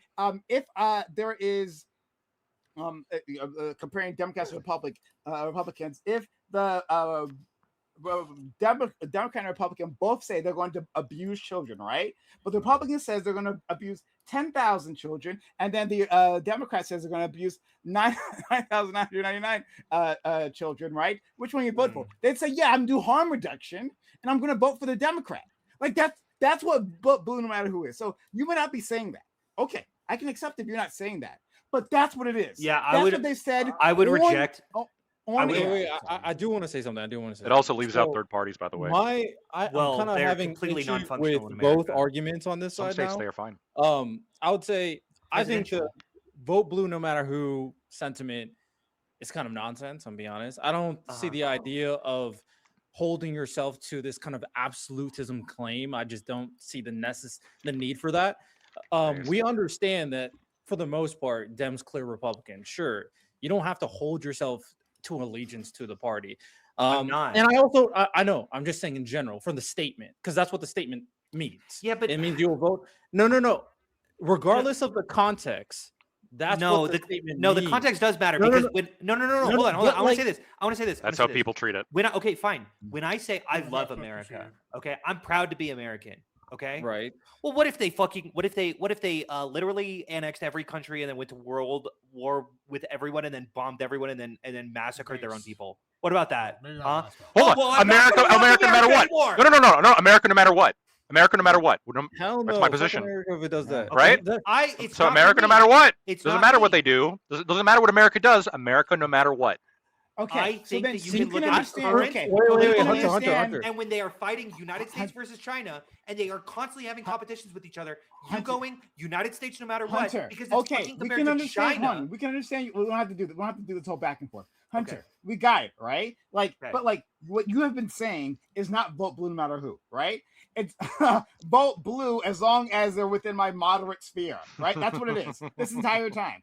And I can acknowledge that you never met the other it the other way, but that's what we've all been dealing with, right? Like these other guys, they've seen me debate, again, there's debates of other people, right? And they've been in debates themselves with these vocal non peoples, right? They've been in conversation with them, all of them. They know what it is, right? Okay. Lactord is different, but sorry, not lactord. I'm gonna concede Hunter is different. I did it again. I do apologize. I didn't do it on purpose. It's cause I swear to God, this is bullshit. This is racism. But let's we got it. Let's move past that because you're just gonna keep saying that. Yeah, I don't actually believe that. Okay, we got it. Let's just move past it. But I do want to know my hold on. I do want to know my other point because there's two things that I wanted to bring up in terms of this conversation. First thing, I think this is really semantics, and I think the slogan is stupid. And sometimes the left puts out stupid slogans. It's a dumb slogan. Sometimes. Yes. The second thing that I'm going to put out is ultimately, I agree with Hunter's assessment, though. When I look at elections, I do look at it from a harm reduction standpoint. Now, of course, I do want good candidates overall, and I do preach for good candidates when I'm looking for them, researching them, telling my audience about them. But ultimately, there needs to be a consideration of the larger implications on who's being voted in and what they're going to do to the country, by extension, the world, because America has that type of influence. So I agree with that, but I just don't think you need to attach yourself to the slogan. When I talk to people, I go just never vote MAGA, never vote MAGA. And then, but what if pro-abortion awesome fucking candidate started liking Trump? What about that? Huh? What about that? What, a pro-abortion? Yeah. What if there was a MAGA candidate who actually disliked Trump? What about that? What about that? Well, that's not MAGA. I fucking agree. But that's not MAGA. So you're saying vote blue until the Democrats aren't Democrats anymore? Is that the argument? Yeah, I would fucking call Plantner barely a Democrat. But you literally have to be loyal to Trump to be MAGA. Yeah, he said he had good policy, so he's got to be a Democrat. No, stop. I have not said that. I think Plantner has moderately better policies than Collins. I have said it is by far the closest election. By far the closest election. Okay. I've said that multiple times. I don't agree with Plattner's policies. He is not my ideal candidate, even if we only look at his policies. If we ignore all of the horrendous things.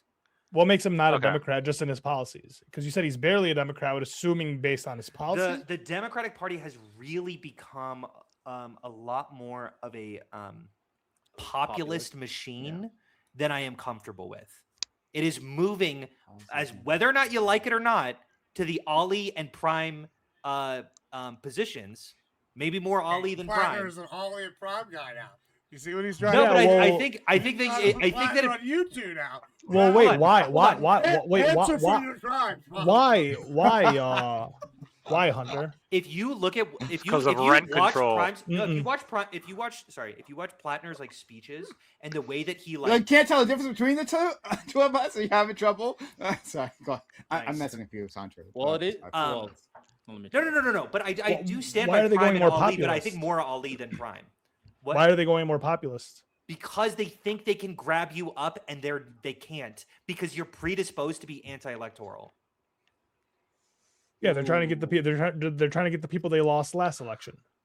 Yeah, because they think they can grab you and they can't. I know. It's just So a winning completely message, misinformed. though. I think it's so just then a so winning so message. so I that's feel why like they could. the blue no matter who thing would have worked for you if you like are in the if you agree with the populace. But you don't agree with the populace, so you're just going to continue to lose because the populace are the reason that you lost the election last time. No, I Hold on. disagree with your No. assertion. I'll hold on real quick. Ollie is actually, I think you just this might be a problem with your argument, like a kink in your armor, Hunter. If your argument is the Democrat Party is shifting more populist because they want to win the votes of the people that didn't vote, wouldn't this be an argument for not voting blue no matter who in order to Of persuade course. the party to vote Wait, your way? Hold on. Obviously. And I'm obviously saying that if the Democratic Party starts shifting in a way that is completely antithetical to how I understand them, I will slowly stop. And by the way, I never really adopted that policy. And What if they go DSA? yeah, then I'm gonna fucking drop. It's Then you're gonna bullshit. drop. Okay. Yeah, of course. Who are you going to vote for then? Yeah. I don't know. I might wait. Hold on. You gonna go Republican at that point I or have third party? I have always. I believe in stipulated- independence, by the way. I've always What's stipulated. too far, though? Like, what exactly is too far? Because you said I said don't know, I DSA. don't That's why I know, said I don't know, I don't have a specifically clear DSA. That's why I line. said Okay. specifically But so DSA if I- because there's a but couple so of people coming National up lately. Socialism Wait, is fine. It's not shut too the far. fuck Well, up, I mean, this Gibbs, is a real about question. National Because Socialism. you're voting for a guy with a tote. God damn it. I mean, Okay. we'll answer them. Is this really what he's pushing? No, that's his only National scandal that low key Socialism. makes sense. Now, here's the actual position. Everybody's vote should always be in play. That is the real position. This is what Bill Maher recently said in his interview with JD Vance. I thought it was a great statement. He said his vote has always been in play. He's Yeah. evaluated at every election. He just decided the Democrat was better, so he voted for the Democrat. But The there, abstained vote was the smartest vote. But his vote I is don't believe in always abstaining going to be in vote. play. Yeah, and I agree. With I think my vote is always in play. I agree. This last election was the first time I voted Republican. I voted third party the last two times prior. Sure. Like, yes, And depending on who the candidate is, I could vote Democrat My potentially, concession- like my next election. concession- Who knows? My concession that I'm going to give is that I don't believe with the harm reductors in totality. I think that if you have someone who is killing 2,000 children and someone who's killing 1,999 children, I think you have a duty at that point to vote third party. That's what they thought about Biden with Gaza. I understand, yeah. and I disagree with their assertions on Biden. I think that he did far more good I don't like towards this the Middle East than they claim. That is support my Israel? contention. We Did got he to support watch- Israel? We got to watch a year and a half of him not doing as good in the Middle Yeah, East we, as you we, guys claim. understand he what your sponsored a fucking genocide. positions are. Oopsie poopsie. I Yeah, I understand guess that what was your really positions great. are. I think Yeah.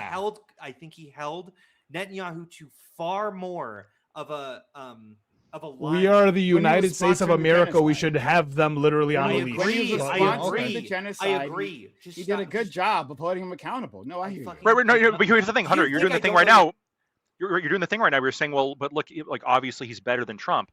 But again, what you Mhm. just said was Well, blue there- no matter who. it's not a pure utilitarian calculus for you. Like there is a certain level of bad Yes, that's in what which I'm you saying. say, That's like why- I'm that's saying, why I'm right, saying but I but disagree for with Yeah, them, he judges us for our level of bad, but not No, for no, his no, no. level of So- bad. He's the right. controller of Yeah, what right. levels So- acceptable or yeah. not. So you actually agree with their logic on how Prime and Ali chose not to vote. Yes. You just think that they were wrong on their calculus. No, I think I'm wrong on their facts. I think that Well, the that's Democratic- calculus. That's what I meant. Yeah. Sure, Same thing. sure. Okay. I don't, but it's not that I think it's like, well, mine has to be closer and theirs has to be pretty far away. It's that I think that we actually have a similar intuitions for how close the parties have to be, but they believe far more in the uniparty than I do. Sorry, hold on. So Does that make let's see sense? which part is wrong, right? So like the part, the fact that that drove my vote is that Biden, right, and then Harris supporting him because she said she wasn't going to change anything, right? But Biden sponsored a genocide. Did that or did that not happen? You're gonna have to be really clear here because I'm Perceived not genocide. going to Just say perceived genocide. And No, I'm move not on. going to say no, perceived I'm talking to Prime. genocide. I'm talking to Prime because no one agrees to genocide. So it's like No, I just fucking did. So, okay, he did. So okay, go ahead. What was your question, Hunter? What is my question? You You were- were asking me a question. Am I crazy? But then you responded. You were okay. Yeah. So Hunter, re-ask the question, Prime. You asked, Okay, did he so- not sponsor a genocide? And then your did he not response, Hunter, sponsor was a genocide. And then No, you I said would you have not to be say very he sponsored a specific. genocide. No, I would not say he sponsored a genocide Why don't you think he sponsored a genocide? because I don't think that I think that the situation is far more complex than you guys let on. I think that you guys, yeah. Okay. It's literally just people being murdered, and we just need to take away the weapons, and then everything is gonna be fixed. And fucking So hold on. Hey, Hamas hey, is just gonna hey, give up their weapons, and they're stop. gonna say, Hey, "I forgive I you, don't care. Stop. Jews." Hey, don't get distracted. Tell Okay. me what was more complicated that I don't understand. Sure. Enlighten us. I feel like that there is a fair conversation to be had about two situations. Here's how I saw it, and I still see it. Either one, Israel wouldn't be able to commit to win the war against Hamas in such a decisive factor without the United States, or they are able to complete it without the United States. I want to take each of those situations individually because I'm actually not sure. Let's say they can beat it without the United States. It doesn't fucking matter what we do then. It doesn't fucking matter. We're not sponsoring the genocide. Okay? We're not sponsoring a genocide because you can say we should retract those weapons and they're still able to decisively win the war. No, I find that unlikely. No, we'll stop there, right? I find that because unlikely. Now he's redefining words, right? What am I redefining? Sponsoring genocide. So no, we'll take. So look. I hear the dichotomy you're about to do, right? Like, hey, like, okay, maybe we have a more responsibility if it was. Was it but not for or whatever, right? It's a lawyer thing. Yeah. But like, if it was.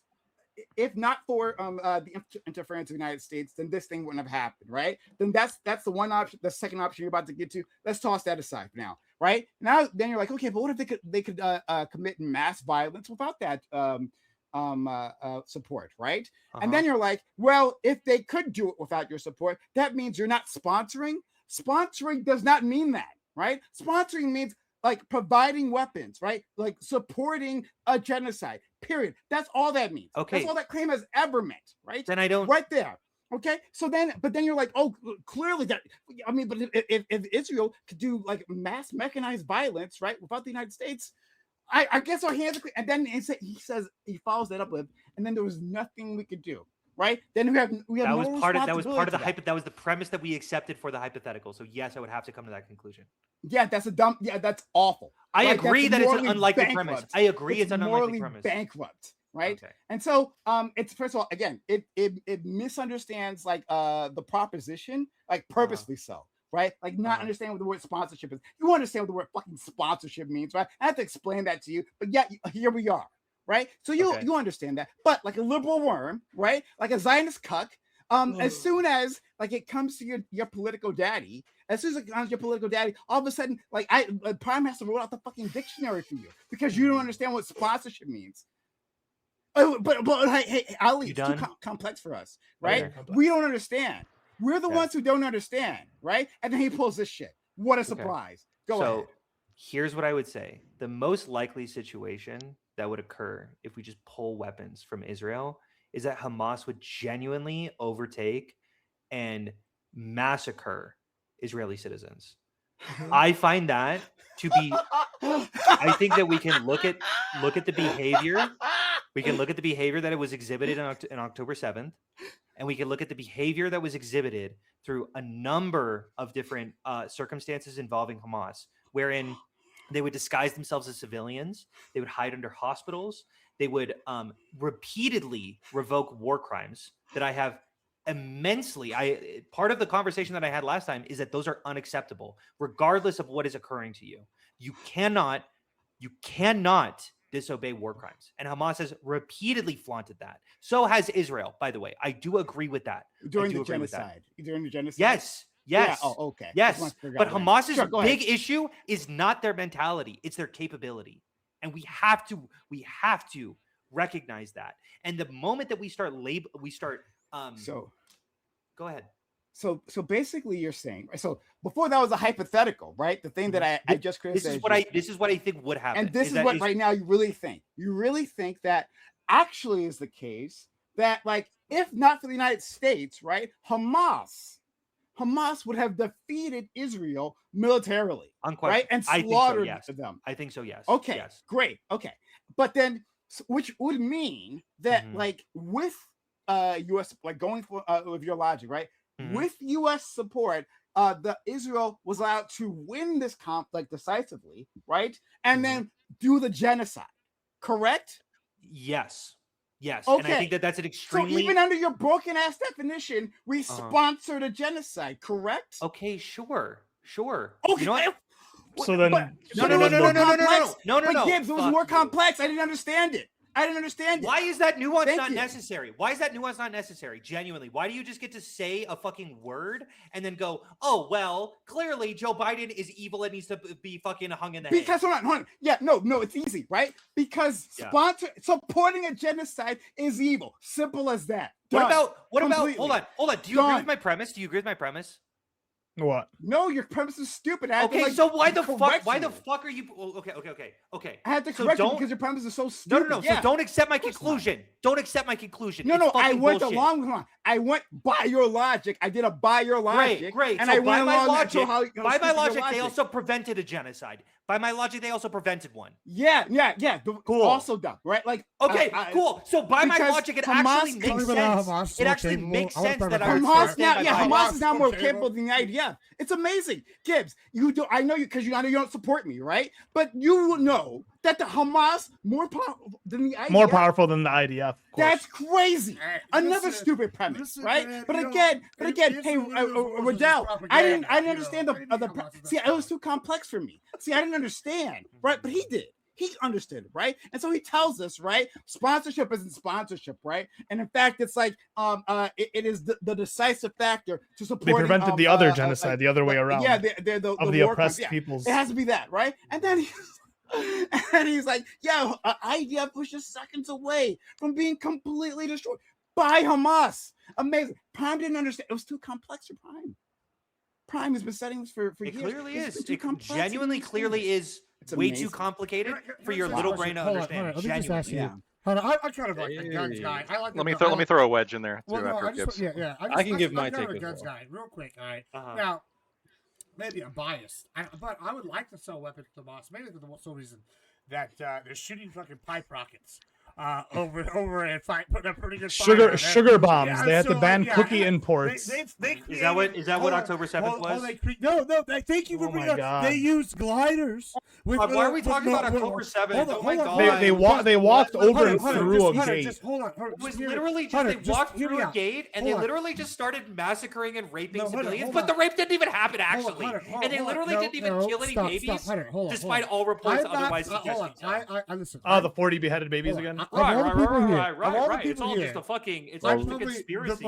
I don't think we should undermine either situation. Okay, hold on. I want to give Gibbs a chance. Yeah, Hunter. I just want to run through this. All right, so Hunter, I'm like probably the most pro-Israel here. But when you say they're the most capable thing, I just want to make a few comparisons. When you got pipe rockets, you mentioned October 7th. I'm so glad you brought that up. Part of the reason why it was so great for them, right, was how innovative they were. They threw some gliders together on like go-karts and just flew those bitches over this high guarded, like super high-tech defense grid they built, and then slaughtered a bunch of civilians. And they were very good at like the max. The army was nowhere to be found. This is something. Now, when you compare that to the Israeli equivalent, that's an F-35. Can you tell me which one of those is going to be more capable, like in the long run?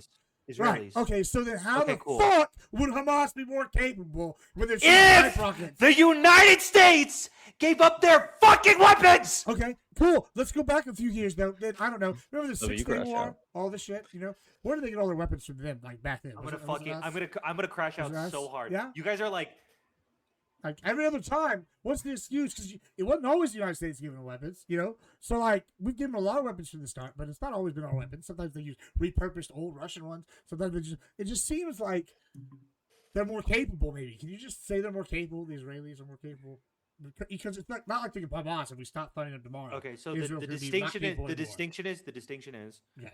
which one is more has more military capabilities in that like who has They have millions more people. more more people, more armory, more whatever. More I- defense. That would be Yeah. by every Obviously, with the United States support, it's so obviously Israel. It's so obviously Israel. Okay. Now, were we to suddenly revoke our support, then I'm actually not sure because we gave a shit ton to Israel. They would be enormously crippled to such a degree that they would now be on a fighting chance with Hamas. I don't know. That's a good fucking question. It's a good fucking question. But let's not a also question. throw another wrench in this. It's Let's a throw another tech wrench in this. question. And this is something that I know Ali is gonna fucking scoff at.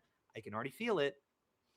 Hamas is way more likely to just fucking not care about combat, about genuine rules of combat, about how wars should function, about genuine ways that we should be instigating against each other. Well, no, The And militia, before yeah, that- wait. The might militia group, make the them- militia group building pipe bombs using sugar to make their bombs. Yeah, they're going to engage in different types of warfare and Right, probably we worse types agree. of warfare We than agree. the sophisticated So I army. agree. We agree. Except though, Okay. when we see the retaliation from the sophisticated army with the millions of dollars in defense and the American support, Which, by that the way, they eliminated in this 80% hypothetical of they revoke. buildings.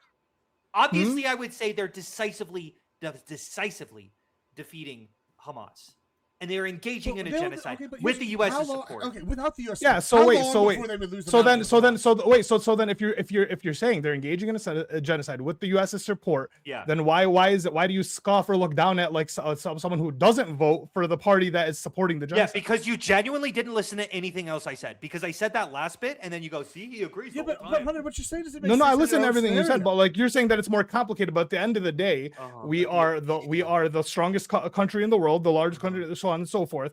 With the other country, and they're not listening to us. Why should we continue to support them if they're not listening to us and they're doing a genocide? No, I- So if you are Joe Biden, and you see a year and a half of something happening, The real thing is that the thing I've been the most fucking vindicated over is how much restraint Biden invoked into Netanyahu. Now seeing what the hell has happened under Trump, who doesn't give a fuck about what Netanyahu does. He's like, let's go and vote. Hold on. 90% of everything that happened under Biden. Really? Yeah. Really? The fucking Yes. Iran war? The war that we're currently engaging in? All the bullshit We're talking that about we're doing in the Israel and Middle East? Palestine. Why'd you he's switch to talking How does that about- Iran? have to do with He's We're talking about talking about Israel and Gaza. Palestine. Why'd you switch to He's Iran? talking about Are Gaza. you for real? We're talking about Gaza specifically in the genocide that's happening in Palestine. To throw a wedge in, Biden has given more. Israel than Biden, to be honest. Biden has given more money. I mean, like this goes back to that thing where you can like quibble and you could point to like, well, That's due to amount specific. of time. No, really. sure. Well, hold on, let him finish. But, Go but ahead, get it out. right. So like the difference is like,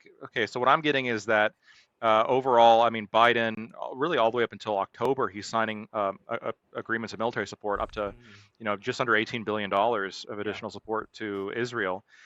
You're right that Trump hasn't been president as long, but this is one of those things where, that's 18 billion is a lot of fucking money. I agree. Trump hasn't hit that level yet. I'm seeing, But has capitulated to his demands far more than He gave I'm him a seeing like about ceasefire deal. 8 billion. It's 2 years. You're Like, looking at it the was- specific That monetary. completely fucked over the Palestinians. You're It looking was, at it was this- 2 years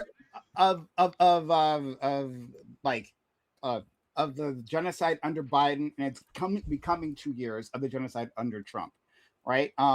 So like it happened in 2023, right? So 2023, 2024, Biden's president, and then 2025. That's when most of the casualties happen, by the way. Just so we're clear. Yeah. I It was want to point out another flaw. It was off the cuffs of like October 7th at the end of the day, and I really hope we're not diminishing what happened.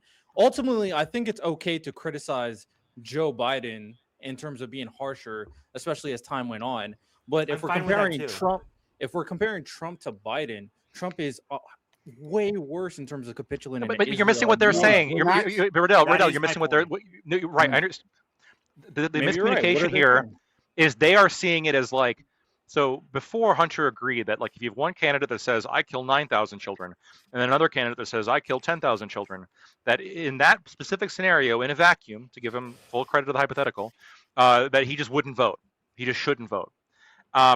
What they are saying, what Ali and Prime are saying, is that is happened? closer to what the comparison is than what you guys are selling. That Biden's given $18 billion to Israel, and the majority of casualties happened under Biden, and he was supportive of this, and he was supportive of what they call to be what they say is a genocide, and during like a very formative period during the genocide. That's their position. Now, even if you convince them that Trump is worse, even they're going to say, yeah, Trump is worse, but like the comparison. No, I understand that it's the 3,000 versus 29.99. It's relatively marginal compared to what Biden did. I understand. Yeah, ultimately, I actually do not agree with like some of the premises that Hunter was saying in terms of how he calculates whether or not you should vote. That's why I said I'm purely in like the greater good, and I do think we're honestly in a very unique time in American history where I think the MAGA administration is very bad. And I would say ultimately when it came down to it, yes, as me. Ultimately, when it comes down to it, I understand. Nothing gets past lactoid. I'll ultimately say I understand why people have like a moral inclination of what is happening, which is why I don't condemn anybody for that, of course. And I've criticized Biden in regards to this as well, of course.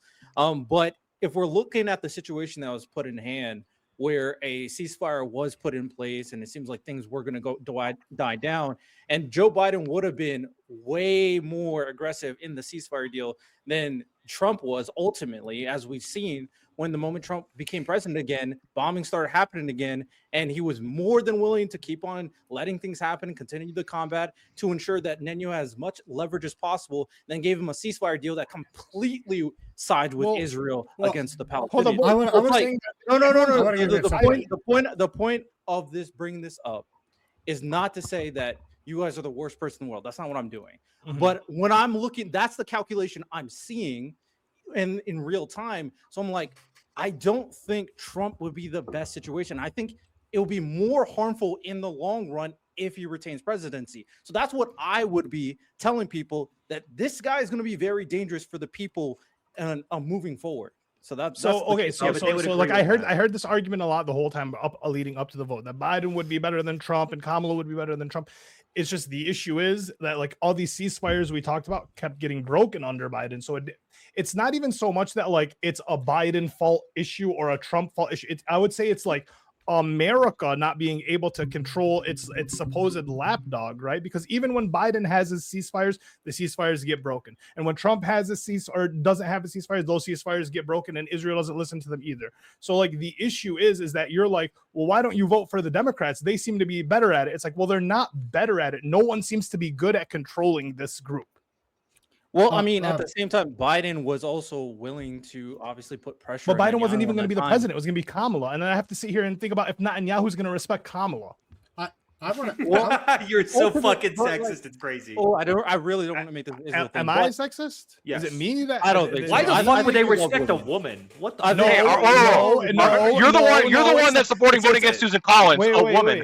By the way, it's not why they would respect the woman. It's why would they respect? We're sexist, yeah. I support Susan Collins. She has a vagina. 100 days before the president because they're old. Because the old president that was running was demented. It's like you can't have that be the person of respect during a time of a genocide. Can we come back to one thing, because we haven't talked about this enough. And nobody respects women more than Trump. So I don't know. I want to talk about one thing down here real quick. So earlier, Prime and Ollie were insulted with the logic game here earlier, and I just want to point out that Hunter's logic is that based off capability, and the idea that the capability of Hamas, who's got about 40,000 fighters, and pop rockets and gliders is going to be able to beat by the Israeli army if we stop funding them tomorrow. And I don't know what he didn't specify a time in the future, so I guess at some point in the future. But if we stop funding them tomorrow, their military still has about 465,000 reserves and 169 to 505K. Okay, so active, you're invoking and all of my our tech first and all those hypothetical, stuff, which is that and it wouldn't including their matter, hold on, and they would no, no, still be able to slaughter. Even without the United States helping them tomorrow. Okay, there's cool. no more. I yeah, fucking so, went over but this hypothetical and I found it unlikely. Oh, but I'm right. saying Why? that it doesn't actually But even fucking matter what we do then, right? But they're still able to unilaterally genocide these Palestinians, right? If Well, anything, hold on, it makes then it would matter, worse. 'cause then We're, we would we're, step we're in, just right? backing the If bully. we're not backing them, then we would step in. We'd be like, Yeah, oh, people don't do would. it. I Which is I not just my don't think argument that's for the a record. This is just- viable. This is, Like this is generally, what Hunter, people I'm want us to be probably the more police. aligned with what you got going on, but like, I just don't think that's a good argument because one of the biggest issues people have Take is that flag down from your America- wall. America is helping fund this situation. That's like their biggest argument. So ultimately, you can't make this like a certain type of equivalency of like whether or not we pay them. The genocide would keep on happening if you believe it's a genocide. The fact that it is happening, that their funding is happening, is what people are pissed about. Yeah, but yeah, I understand they're gonna be pissed about it. That's what like. Well, but I that's- mean, that's like, who something that's cares so- if they're pissed about That's it? something that's so aggravating about these conversations. You're like, well, don't you understand that people are gonna not like that we're funding Israel? They're Of not going to course. vote for you then. Hold on. And if Fucking- you lose of course. their calculation. Oh, They okay, have gotcha. morals. They're not gonna vote blue no matter What who. you're appealing for is just listen to the retarded people in the country, because don't you Your understand voters? that if you don't really think about this, All- you don't all really your If voters you, are if you don't retarded support genocide, you're So the retarded. voters All are I'm saying. retarded now. Are you the only smart voter? No, I'm not the only. Are you smart just voter. right? Are you just right? Of course, I think I'm right. Yeah. I'm so also a the smart other people voter. think they're right too. So just because you think they're retarded doesn't mean anything. So Holy maybe they shit, should Ollie's listen to onto the something. retarded Maybe voters. Everything is so it doesn't actually matter if our policies are good. We should just do what the voters want us to do, and then do those things. And even if they end up panning bad, and we knew that it wasn't panning bad, we did the right thing. because we did what the You voters just said. I wanted. mean, of course it's Yeah. gonna. People are gonna think it's gonna suck that we're supporting a genocide. Of course, it's gonna suck if people are homeless for a year or Of two. course. You don't just because you don't care about these people. I right? do And care you, about and these you, people. And you think the opinion of people who care about these people is Fucking dumb. This is such Hunter, virtue Hunter, signaling. I It's think- virtue signaling. Hold on, because hold on. I care about these issues too, but you get to say, but my policy, the way it works in my head, would actually just fix everything. Why Well, did your you- policy why does didn't you nothing, think and of your that? policy does nothing but perpetuate the status Let quo. me No, bridge the gap. no, Let me tell try to him, bridge tell the him, gap. tell him, Multiple tell him. times. Multiple times. We let can me try check to the bridge the record gap. on this. Hunter, Hold on, let me try to bridge the gap. Hold on. Multiple times that we could check the record on this. Whatever. I posted this on Luke Beasley's. I was a writer for him, and I posted this really long post about the fact that I could not fucking believe that Joe Biden hadn't made a statement about the fact that Israel was forcibly displacing North Gaza into the south. I couldn't fucking believe that there were only like 30 Democratic senators who were screaming about it, and it wasn't everyone. I was screaming that from the fucking rooftops. I was like, this is abhorrent. I'm horrified by what Joe Biden has done. I am nuanced about this situation, and I do recognize that there are a lot of problems that Biden did. I am not just simping out for the president. But this uniparty bullshit just muddies the water for what could be a genuine, substantial conversation. But you're Yeah, sorry. Did anyone say uniparty here other than him? He's Can I advocating for the respond? uniparty do by think wanting to something- vote for There's plant. something Brand, important wanna that plant a needs to garden be in addressed Auschwitz, in this bro. Like, conversation. I do want something to be addressed in this conversation. Hunter, I do think you care about people. My only issue on how you're kind of framing the conversation is there's two very important things when communicating with voters, in my opinion. Okay. One, informing the voters, because a lot of them just don't know this stuff I because agree. they're doing their own thing. And two, convincing the voters. So at the same time, when you're talking to voters, you They don't gotta believe be in able to earning the vote. articulate things in a way. Hold on. You don't to believe in help- earning the vote either, Ollie. You just fucking go. You just Well, go. hold on, Why don't hold on, people hold on. listen to me? I'm actually the only one who knows anything about the audience. Actually, I'm the only one who knows what the But- average man is like. Hunter, I'm the only the- one living in a city. I'm the only one talking to other people. I don't. I talk to actually other people. don't think I've Hunter, ever said that. The important thing about what I'm saying I don't think is you that talk to other people. when you have this knowledge, you can't dismiss the Specifically. voters. Even though I don't have like this high opinion of them knowing politics, of course, I do think that's a governmental education problem. But ultimately, if you do know this, you have to be able to talk to the people and articulate and give them a rationale on Here's- why what they're perceiving. Here's the is not radical correct. position. No, no, Here's the radical position. your radical Guess position what? it doesn't No, no, no, matter when listen, it comes to listen, elections, though. Listen, It's like- here's the red pill. Here's the red pill. I'm not a fucking politician, so I You're don't pundit. need to Doesn't do matter. their I hate that fucking opinion. I hate that bullshit. opinion. You're a pundit, I don't though. care if you're not a Yes, politician. I am. I'm a If pundit. you Tell him, are tell him. talking Is to politics, educate this is and something you have to convince. do. That's what I'm doing. You And you're can't bad just- at you can't educating and dismiss it. convincing. I am bad at convincing you, but there's smarter people. Yeah. out The there person that who you need to that I- convince, Hunter, yes, you're the people who are smart. already on You your can't side are going to dismiss agree the with you. logic. The people who No, disagree with you are the people you smarter need to people. convince. People who are Yes. more So, capable of nuance. People okay, who are more okay, interested in so- the- Oh, okay. I'm not I capable of don't- nuance. Sorry, so Hunter, I'm right. I don't- That are supposed to be convincing Okay, so voters. I want to move past this. I don't care about him convincing anyone. I don't care about it. He I care can't. I about don't the care if claims he can. he makes, right? Like he talks about how things are more complicated, right? He talks about how Everything you needs just don't nuance. understand, right? You know, things are too complex for Prime. He doesn't really get it, right? And then he brings up the beheaded babies. He brings up the beheaded babies. Like, yeah, that's a real thing that happened. All the reporting, okay, right? So Lamond did a massive Real quick, did report. rapes happen on October 7th? Rapes happened on October 7th. It wasn't systemic in the way that it's been claimed. I have we can go over that as well. But How but How would rapes be absolutely systemic? did happen. And how could it not? Sorry, hold on, no, don't distract because I'm talking about the babies right now, right? Okay. You talked about I said the babies couldn't be beheaded- killed. The I didn't say beheaded baby.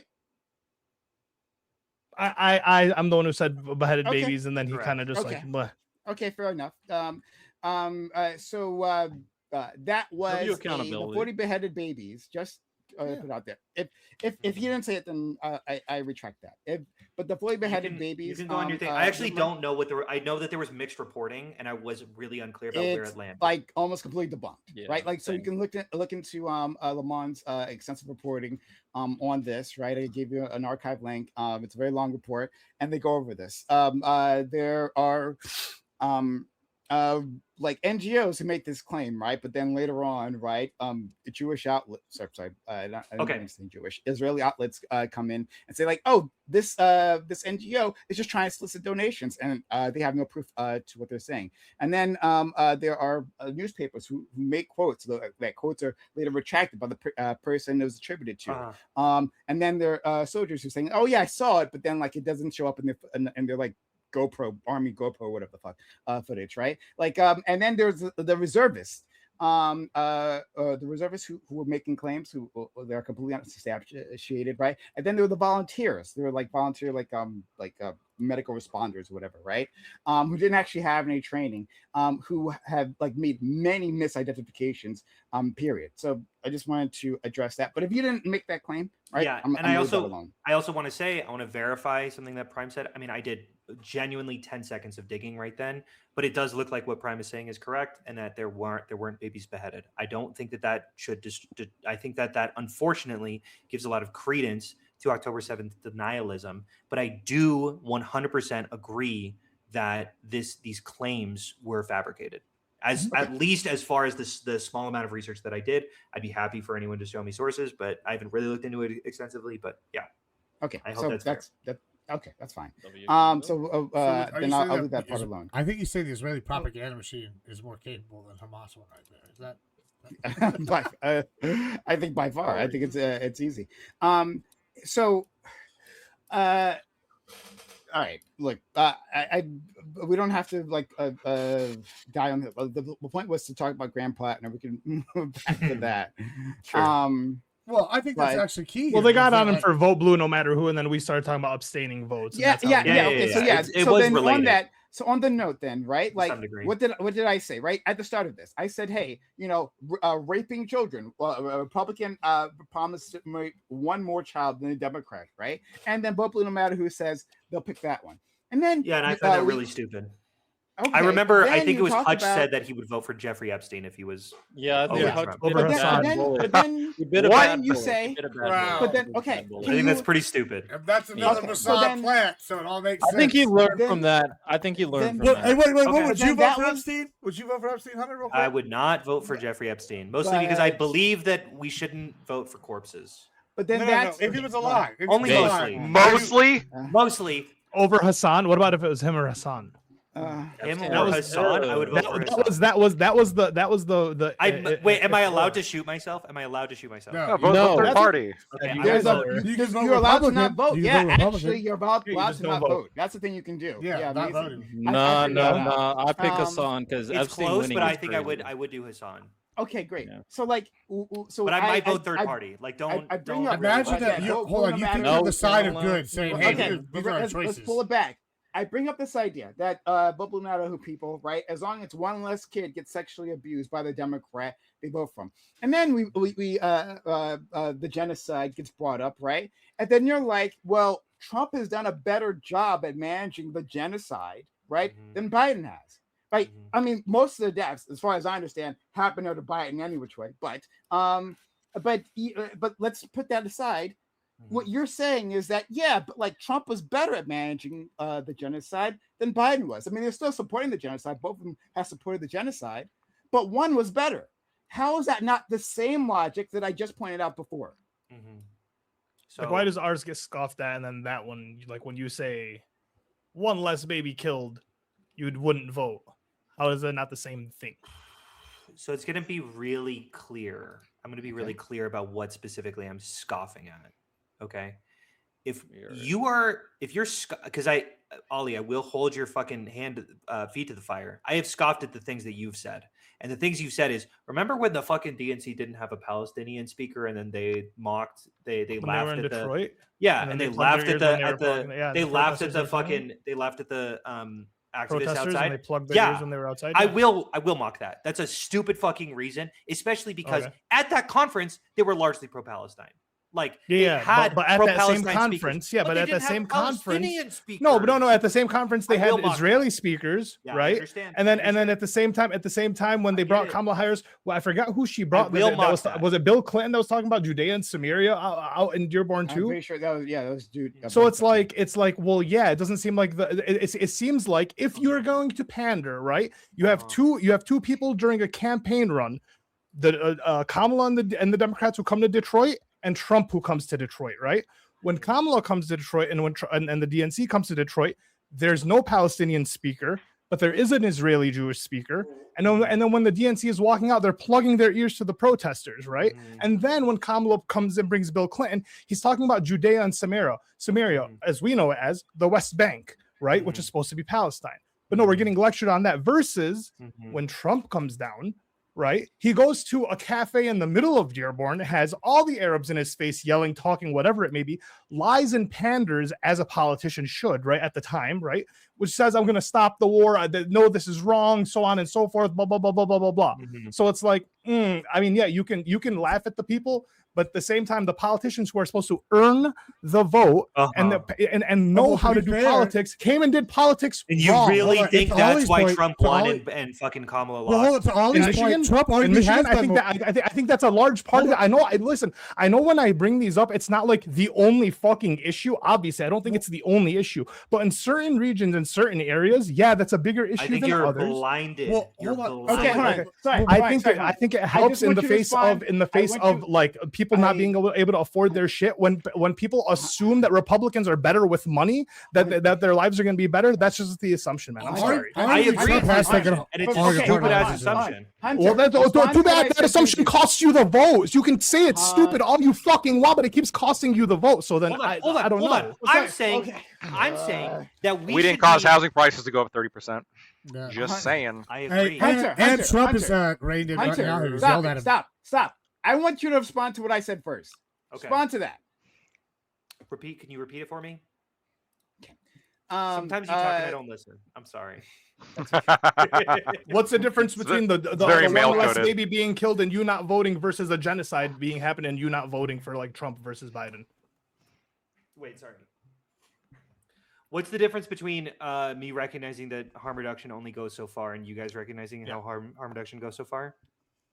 So I think that you guys are vastly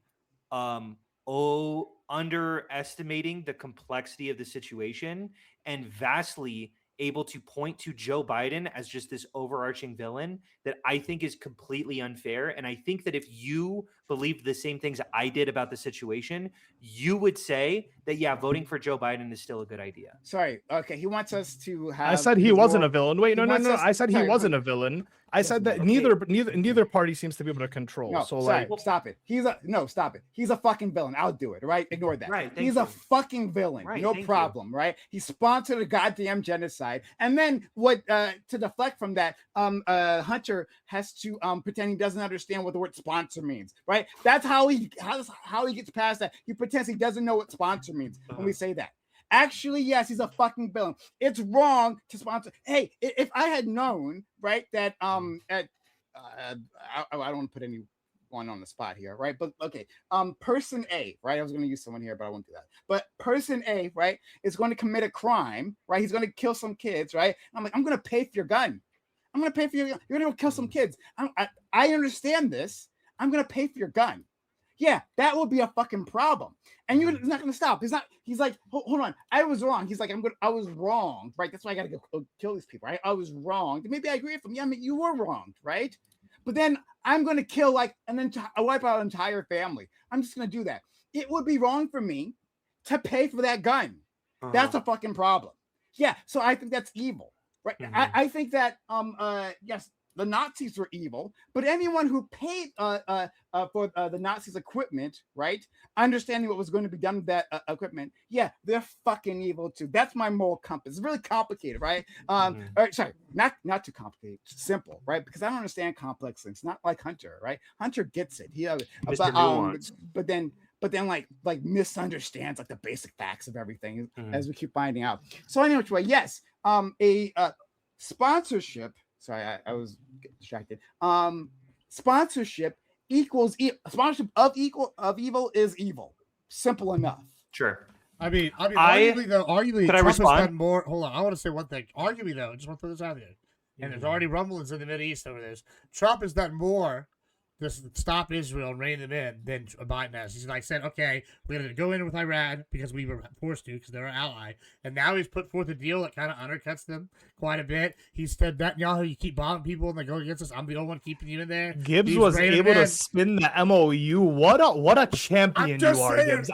You are the champion of MAGA or Republican or whatever it is. It was a You're plan. their guy. He called me a propagandist. I'm just saying. You might be the crown propagandist. Gibbs is the king propagandist. He's You don't know. Exactly.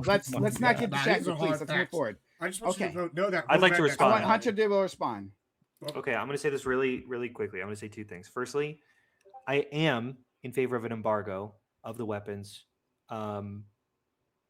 that U.S. supplies to Israel. Secondly, wait, I forgot what I was going to say secondly. Oh, secondly, if the situation were as Prime described it, I would find it abhorrent to vote for Joe Biden. I disagree with your assertion. That's all. Okay. We'll have to leave it there then. Okay. Cool. We'll just leave it there. Agree to disagree. Okay. So then we've moved past this point. Back to Grand Platter because we haven't actually really looked at these allegations. That's the other thing. We haven't actually looked at the. Oh yeah. allegations Can I? themselves. Yeah, what did he do? He broke it into is someone's house. Wait, actually, pretty- technically, it's. I heard it was the Iraqi brothel. This is once again. I'm just like What? No. So, randomly just- seeing shit on. My guy.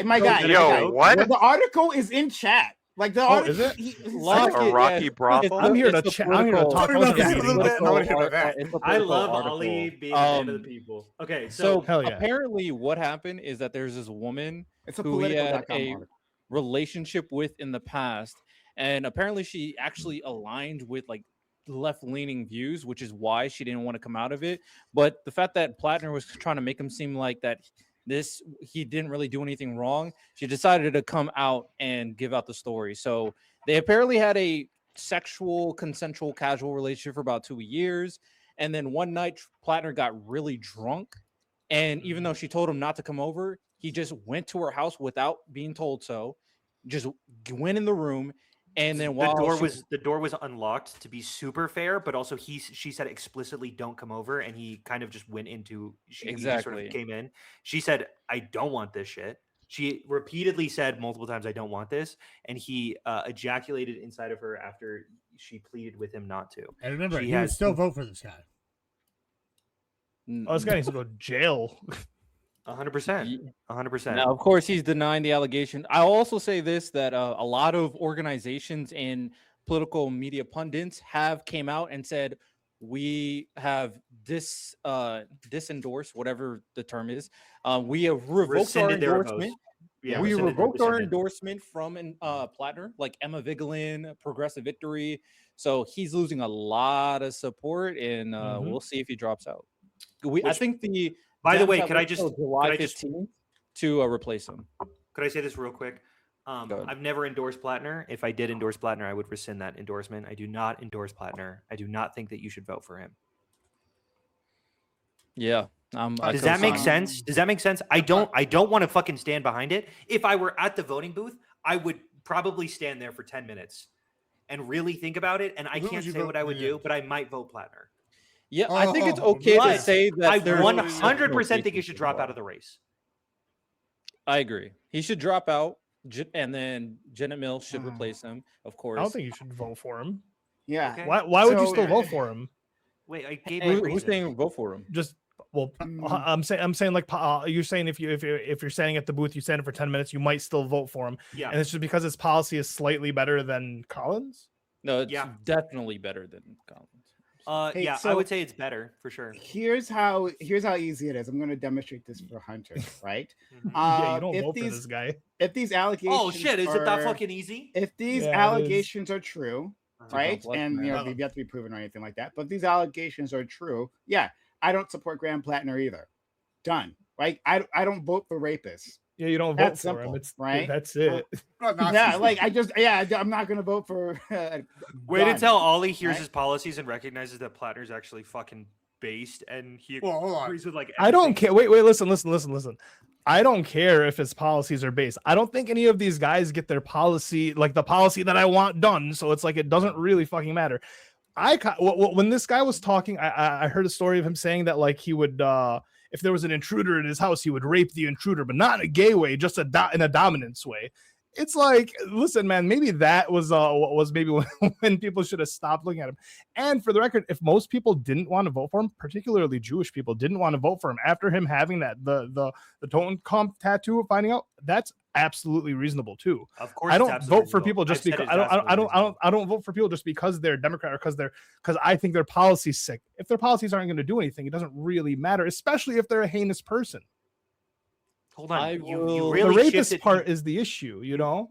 That and the Nazi part. I mean, those are some pretty big. The Nazi part. I don't think he knew it was a totem comp tattoo during the time that he got it. Right. I think he kept it for a while, and then he knew during the duration. I think he was a drunk in Vietnam that got it in whatever. I think that shit happens all the time with army. I agree. I hate that he lied about it more so than anything. Yeah, I think he lied about knowing what it was for the duration of time for sure. But I don't think he's like a Nazi. Hold on. You can't do this double speak. You can't do this double speak. I heard for years, one of the biggest problems with the U.S. military was, they struggle with white supremacy within its ranks. And so for them, we have a guy who gets a literal token cough. And the story I heard is also that I read, arguably, is he got an area where they had former Nazi sympathizers there, and he went out with the boys. Well, he was stationed there, right? Sure, and they picked this tattoo. So you're telling me the likelihood is this guy not only picked the Nazi tattoo, but he's anti-Israel. He picked the tattoo that was used by the guards at Auschwitz and Dachau. I think the conflation. I think the conflation between the tattoo. If it's a total coincidence, he got this not knowing,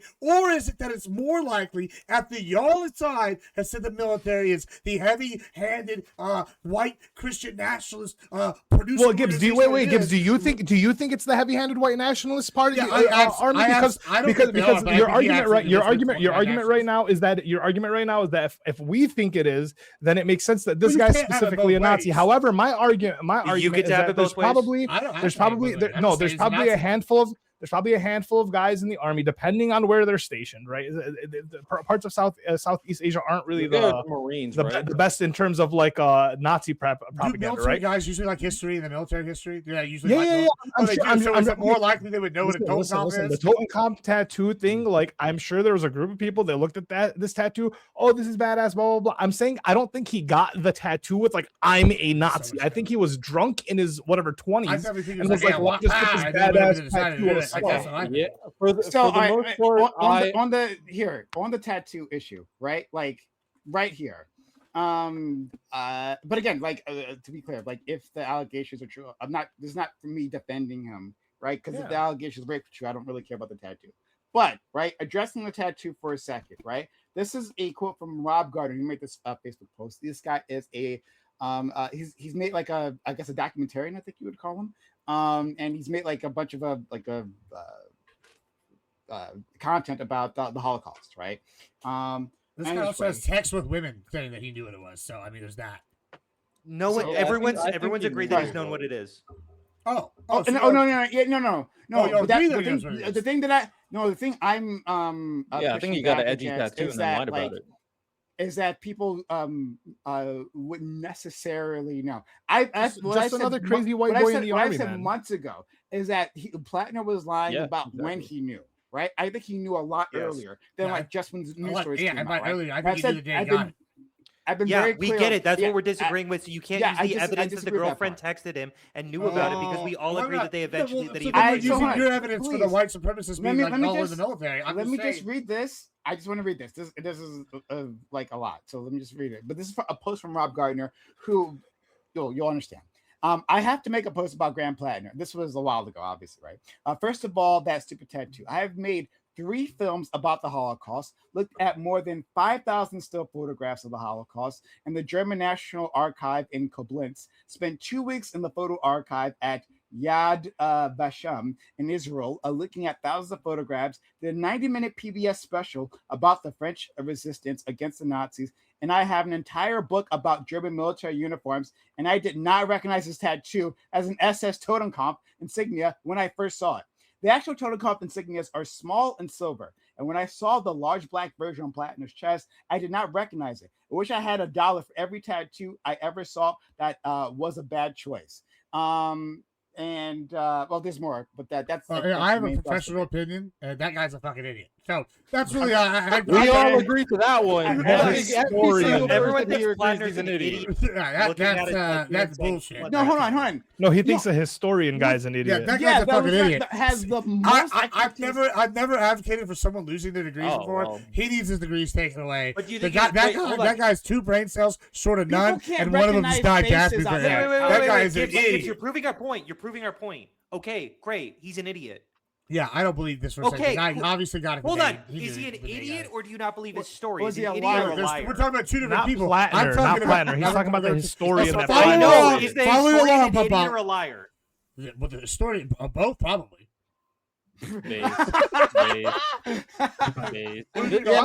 we see you.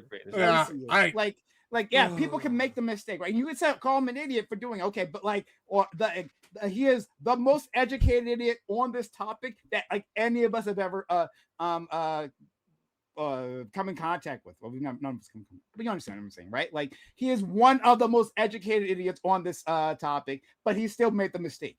All right. Allegedly. Or he's, I mean, or he's an idiot. Like either one of these possibilities. Let's say he's an idiot. Okay, great. He's an idiot. Plantner should have known. Okay, sure. But he didn't know.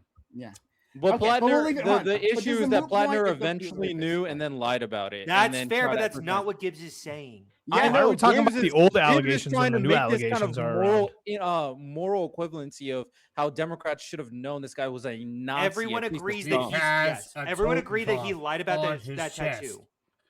for decades. So Decades. Yes, Okay. Gibbs, we know. Mhm. And you, Okay. listen. so Go ahead. Plantner better drop out. I He's not agree. going to. I Wait, really- I really if he think drops so. out, The D sub. what happens if he drops Triple out? C also told him to drop out. And I Wait, think well- the main Democratic Party It's told him just- to drop out. I So think What the happens if he mechanisms does are- though? The mechanisms aren't Well, exactly clear because there's like a week until like the deadline. Apparently, like, a week July until, like, the 15th ballot. is the deadline. Okay. So- Yeah, the And if he ballot. doesn't drop out before, but decides He's to gonna drop be out on the after, ballot. maybe. no, he's So going he- to be on the yeah. ballot. Oh, Yeah, oh, so sorry. You sorry. can't So you the- can't include another person in the ballot. It's going to be Yeah, so locked in at Plantner. The ballot deadline, yeah, it's just like who gets on the ballot, what the final ballot look like, right? And apparently that's July 15th, so I'll take his word on that. But like, yeah, it's like a week away, right? And so, You but guys, he doesn't you actually guys have to drop. Plantner. He doesn't actually have to drop out. He could I'm gonna they could Biden still Plantner. put someone forth, right? You're gonna get somebody else Um, in a week.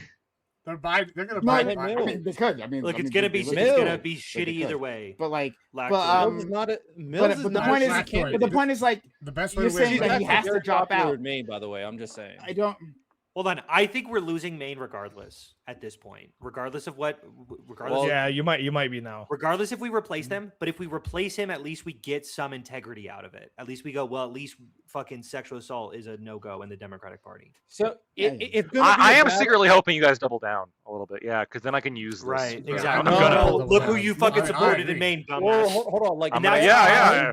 That's, I think, A is even congressman acceptable, versus a which is why president, I most think, of are the different. Democratic dropout. personalities, and a lot of the people further on the left have already condemned Plantner. So nobody's doubling down. If anybody's going to double down, it's him individually without. But once he's the anybody else candidate. backing. No. The doubling down I mean is once he's the candidate, if he stays the candidate, which I mean we're a week away. Everyone's Uh-huh. attacking him still.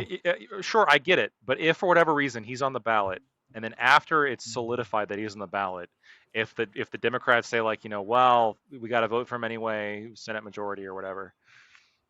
It will be a hard Yeah. case to make, but at the end of the day, Susan Collins backs Trump, so it's Yeah, fine. hold on. You see, we have it happening right now. Look at this. I'm going to use this as political ammunition.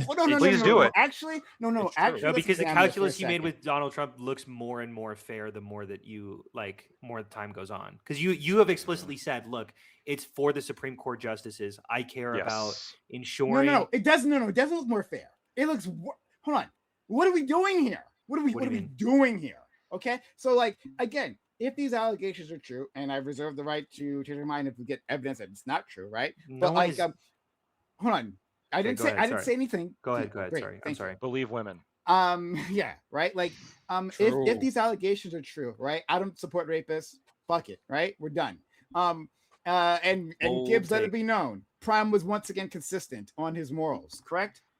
Thank you. Based. Yeah, no, I hold on. Thank Just to you. be clear, Prime, I'm not going to be using this against you. Yeah, I'm not because using it yeah, against Hunter. Yeah. you have a very different Me? like What way the like fuck? method. I've Of, said he should vote. He should drop out. I want him gone. no, look, I get it. I But get you it. still But vote for him. if it This gets is to the not point, complicated, actually. Sorry, sorry, Hunter, hold on. It's not about you. This wasn't about you. Elected. Hold on, Gibbs made it about me. it could be about Hunter. It could be about Could be Hunter. about it, yeah. It would depend. If it comes out that Graham Plantner is going to be on the ballot, I know you wouldn't vote for him, Prime, if you were in Maine and it came out all this stuff, because you have this like threshold for when it comes to candidates that is much higher than my threshold for when it comes to candidates, or Hunter's threshold when it comes to candidates, or I think Riddell or really anybody that I'm aware of in this space. But if like the people who say, well, we got to vote for him over Collins, right? We gotta expand the, got to vote blue. I'm going to use it against them. Like, this is the political ammunition I'm going to use against them. I want to examine this. Okay, right? Yeah. So, Throw in their face. okay, Base. but like, I'm gonna. what I can give my what's answer. being said here is that Platinum assaulted a woman, right? Yeah. We're assuming this is true, right? He assaulted a woman, right? Okay. Trump has 40 credible allegations against him. 40 credible not comparable, to allegations be against honest. him. Why is it a numbers game? So the one that I reviewed. No, the one that I from his perspective, right? Not from my perspective. Sure, no, I hear, Right? I hear wouldn't you. vote for either of these people. No, I understand, but like, so, It's I've reviewed the E. Jean Carroll stuff. I think is very suspect. to be frank with you, I haven't reviewed all this Graham Plantner stuff. It could be suspect. It could be that Graham Plantner didn't do this. It's very possible. But the reason I'd be throwing it in your face, or not your face, but the reason I'd be throwing it in people's faces is the amount of people who would say, like, how could you vote for somebody who is credibly accused of sexual assault when you did? So look at that. That's it. I got that's ba it. ba ba. That's it. Now I will say there's a way to outmaneuver this really easily, which is just to hold my position, which is I really go aggro on people who claim that Trump didn't sexually assault or won't admit the fact that he wandered into young girls' dressing rooms to see them naked when he was owner of adults. No, they were adults. You're talking about Teen USA. Weren't they Teen USA? No. Were they 13 or 14? No. Teen USA is older than that. Show me that. No. This is unironic. Now, if are you saying that he talked about walking into under 18-year-olds dressing rooms and like on the Howard Stern show? Yes, you can look this up. This is one of those things. Okay, yep, cool. Look it up. This is one of those things where people have a false memory. Definitely He did say that he walked into dressing rooms of Miss USA, like the actual adult pageant. In a way to leverage his position so that he could. He said that in Howard Stern. He never said about the children. Miss Sohan. Wait. What do you mean? I think Prime found the source. Hold on. I think Prime found the source. Prime, were you about to say? Hold on. I got to get another source because I think that source might be wrong. Wait. This is critical. I did find a source that what were there the contestants' age? Do you agree that they were 15? Over 18. Actually, no, it's 14. Okay. So it says no. Here it says to compete in Miss USA contestants must be between the ages of 14 and 19 years old as of January 1st of competition this year. Miss Teen USA? Miss Teen USA. This is Wikipedia. Yes. He did not walk in on the Miss Teen USA pageant. It was the it may have been Miss America or whatever the adult one is. That's what he admitted to on the Howard Stern show. I would be he did not looking into this to see the age. I will say it's creepy nonetheless. He was ogling them. It's a little bit weird, using but it wasn't kids. Okay. I'm gonna look into that, and I hope that's fair. That time needs to be fair because it wasn't kids that time. I'm seeing Miss Team USA, so unless you see, and obviously there is another pageant. Hey, are you telling me there's another pageant? There is. What I'm trying to say, what I'm trying to tell you is that the Howard Stern comment specifically, there is a lot of misinformation going on around this. If you look into this specific claim of when he talks about he walks into the dressing rooms, this was very specifically about I forget which exact pageant it was, but it was the adult one. I had a debate on this. We went through the sources. I was correct. It is not. It was not the children one. We can actually look at this. Teen Beauty queens say Trump walked in on them changing. Update. After so 4 women, it was 5 women later on after an update, but 4 women who competed in the 1997 Miss USA beauty pageant say Donald Trump walked into the dressing room while contestants, some as young as 15, were changing. I remember putting on the quote. I remember putting on my dress really quickly because I was like, "Oh my God, there's a man in here," said Maria Bellotto, the former Miss Vermont Team USA. Trump, she recalled, said something like, "Don't worry, ladies, I've seen it all before." That's the thing that people were talking about. No, the thing that people were referring to was his statement on Howard Stern. I know. You're talking about that statement, right? Yes, fair enough. He admitted to.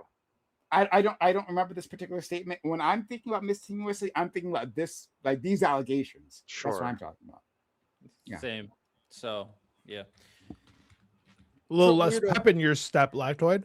Oh no, my position. Hold on. The thing that he said he did was he walked in on whatever, like adult contestants. That's what he said. No one's talking about what he said. We're talking about the allegations. No, right. But here's the thing, right? Like, I'm skeptical. I'm very skeptical of a lot of the allegations. Okay? I'm very skeptical of a lot of the allegations. He's walked into pageants like before.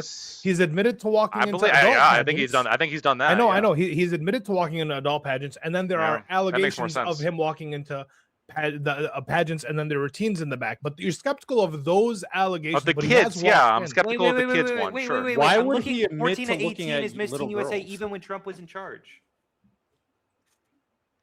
He did not say that he walked in on them Miss Teen USA then. Which one did he say he walked in on? Howard Stern? I don't know. It was the adult one.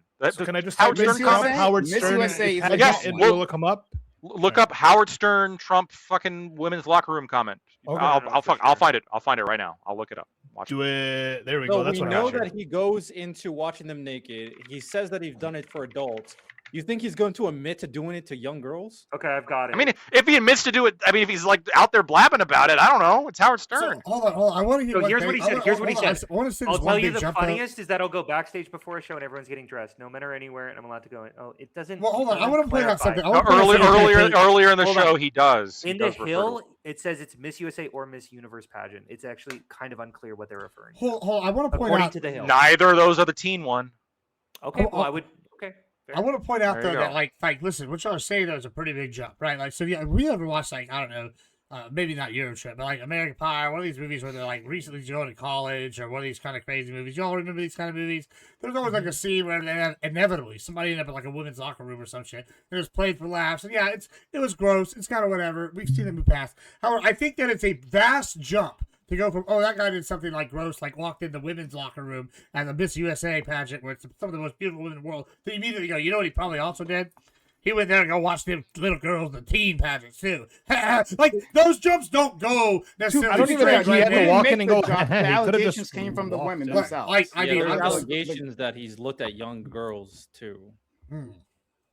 Like, Okay, I don't want to know. confirm the what Lactoid allegations is saying. came from the contestants, though. I mean, he said he would Lactoid- date his daughter if she wasn't his daughter's while she was young. Yeah, but those so- are different. Those are different claims than the Nope. claim that was Well- being made. And the claim that was being made was specifically that on the Howard Stern show, he admitted to walking in on girls. Lactoid is correct. He was owner of Miss USA and Miss Universe, both of which have over 18 Doesn't he also competitors. own Miss Team USA as well? not Yeah, at the he does, time. yeah.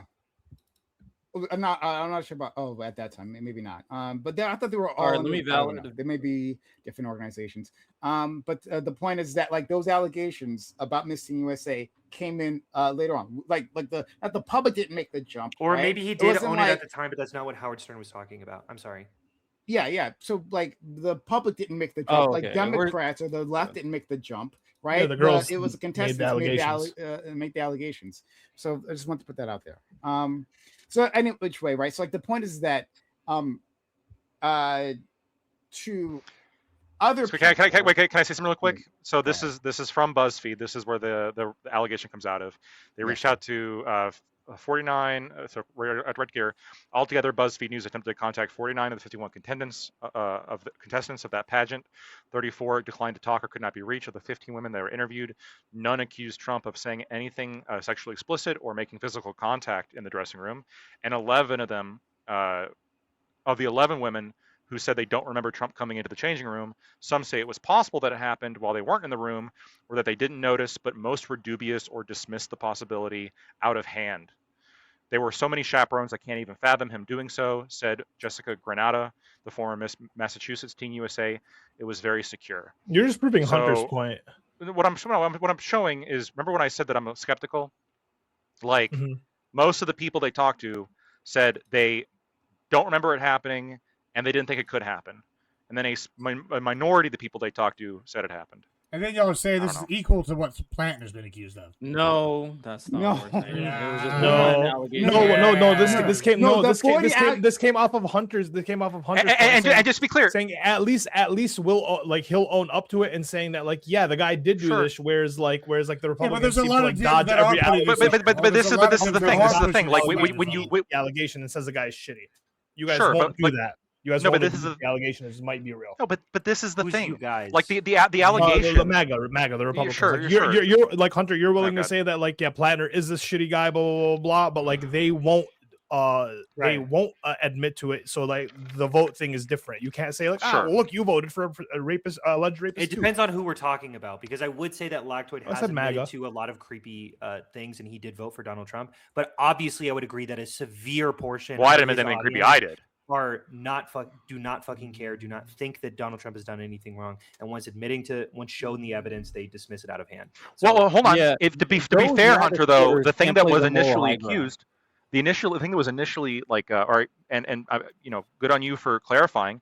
But I think what a lot of people have in their heads is, well, didn't Trump admit to walking in to Miss Teen USA pageants and looking at a bunch of like Yeah. little girls naked? We're talking. Like this is the No, we're- mentality, and then we look into it, and not only did he never admit that, but most of the people they talked to said it didn't happen. Okay. Okay. No. To be Yes, clear, right? You need Like, to they wait. No. didn't say- 100% You are true. giving They so didn't much say more most of the people rationality they to talked MAGA to than didn't it is happen. worth. There Than its was credit- there than wasn't they give a it. Because of breakdown. So reframe. like there's 11. So there's 15 people they talked to. Five Yeah. of them, 5 of the 15 said it did happen. Right? As first it was 4, then they updated to 4. 5, I believe. No, at the top of the. Wait a second. Did I'm looking I at it. misread that? take a After. look. After BuzzFeed News published a story, we heard from a 5th contestant who remembered Okay. Trump visiting the dressing room. Yeah. So it was an update later on. Okay. So they talked to. Oh, so I'm not sure if this 5th person is the 16th person or the 15th person. To be clear, I don't know, right? And then there was either 11 or 10, right? Because it could have been the 11th person who changed their mind here. But like either 11 or 10 people said they didn't see him. And then of those people, a few of them said that they weren't that it could have happened. They didn't actually see it, right? Right. And then the majority of this group, right, said that we're dismissive of it. So that could be like 6 people, right, versus the 5 who said that they saw it and happened. You understand what I'm saying? Right? Like if you break it down, because most of the contestants, like was the 49 others or 39 others, they didn't even respond, right, or declined. So like among the group that actually said of it might have been 6 to 5, or maybe or possibly 7 to 5, right? That's what we're actually looking at. Just making that clear. Well, no. Hold on. there- At most it'd be At most it'd be 5. There's also anonymous girls. No. who didn't I'm wanna saying that reveal that themselves that said say they it didn't did happen. see Trump. It might be So it's like basically- 5, 6, 7. You understand what I'm I'm saying? no. I'm confused. What I'm saying is, you're right. So initially it was 4. There was a 5th one. There's also been people like Victoria Hughes and the Miss Nebraska Teen USA and the Miss Massachusetts Teen USA. They were all saying that they were rejecting that it happened. The other ones, I suppose, were more just like, yeah, I didn't notice it happening. Which, I mean, if the allegation is he barged in, I would assume they would have remembered that. But you know, maybe not. Yeah, There's yeah, also so- some anonymous reporting that some of them did see Trump and didn't want to reveal themselves. They called it shocking and creepy. So it's like my thing Who here said that? is What source are you looking at for There's that? Anonymous, Above anonymous the source. 5. Above the 5. Anonymous source said that. yeah. Or is anonymous that sources. is that including the 5? I'm just seeing 3 other women who asked to remain anonymous. I'm on PolitiFact right now. For fear of getting engulfed in a media firestorm. Also remember Trump entering the dressing room while girls were changing. So it's like Take a look. my thing is here, it's not when it comes down to it, I agree that some people like isolate Trump. The only reason why he's bad is because of the sexual stuff. But also MAGA can't play that moral high ground, and especially if we're talking about allegations. And at the same time, doing the proportionality game when allegations exist anyway regarding underage women is still wild. It's still wrong. It's still weird. It's still creepy. Like, we can't undermine the situation in and itself. So just to be clear, I'm looking right here. The 3 that you're referring to are included within the 5. So there was 5, and then I guess, or at the time of the BuzzFeed article, there was 4, and 3 of those were anonymous. Only one of them, I suppose, was willing to give a statement while being non-anonymous. I want to just say we should just concede. Whatever, you guys can do what you want. I want to just concede this point. Yeah, it doesn't seem like he barged in on underage girls, or at least he admitted to it. But other underage girls said that he did. But he also admitted to fucking, I would say sexually assaulting women just because they were actors and they'll let you do that. I don't think that's what that. Jeez. Why? What is that not? Women let me do this. That's sexual assault. Hold on. It was. I think read the whole quote. Yeah. I feel like this has been litigated. And this is why, Grab 'em by the pussy. grab They 'em by can the say what pussy. they don't even say anything. It's about We're that looking time. for grabbing by the pussy, guys. Yeah. read the whole They thing. don't even Here, say anything. Yeah, I'm looking for That's- it. Yeah. But also, I gotta Oh, go God, here, Bob, guys. please. I will see you Okay. later. It's about that time. Peace out, Gibbsy. Thank you. Y'all be good. Okay, yeah, it is overtime. Anyone, if you want to head out, you can. I'll look at the grab my pussy thing with you guys, and then we can wrap it up. But thank you, Gibbs, for being here. Being Yeah, a I real probably got to wonderful get always. going Thank you, pretty buddy. soon. So real quick, let me read the full thing, and then this is the Yeah, full I've got quote. it here too. Quote, I moved on her and I failed. I'll admit it. I did try and fuck her. She was married, and I moved on her very heavily. In fact, I took her out furniture shopping. She wanted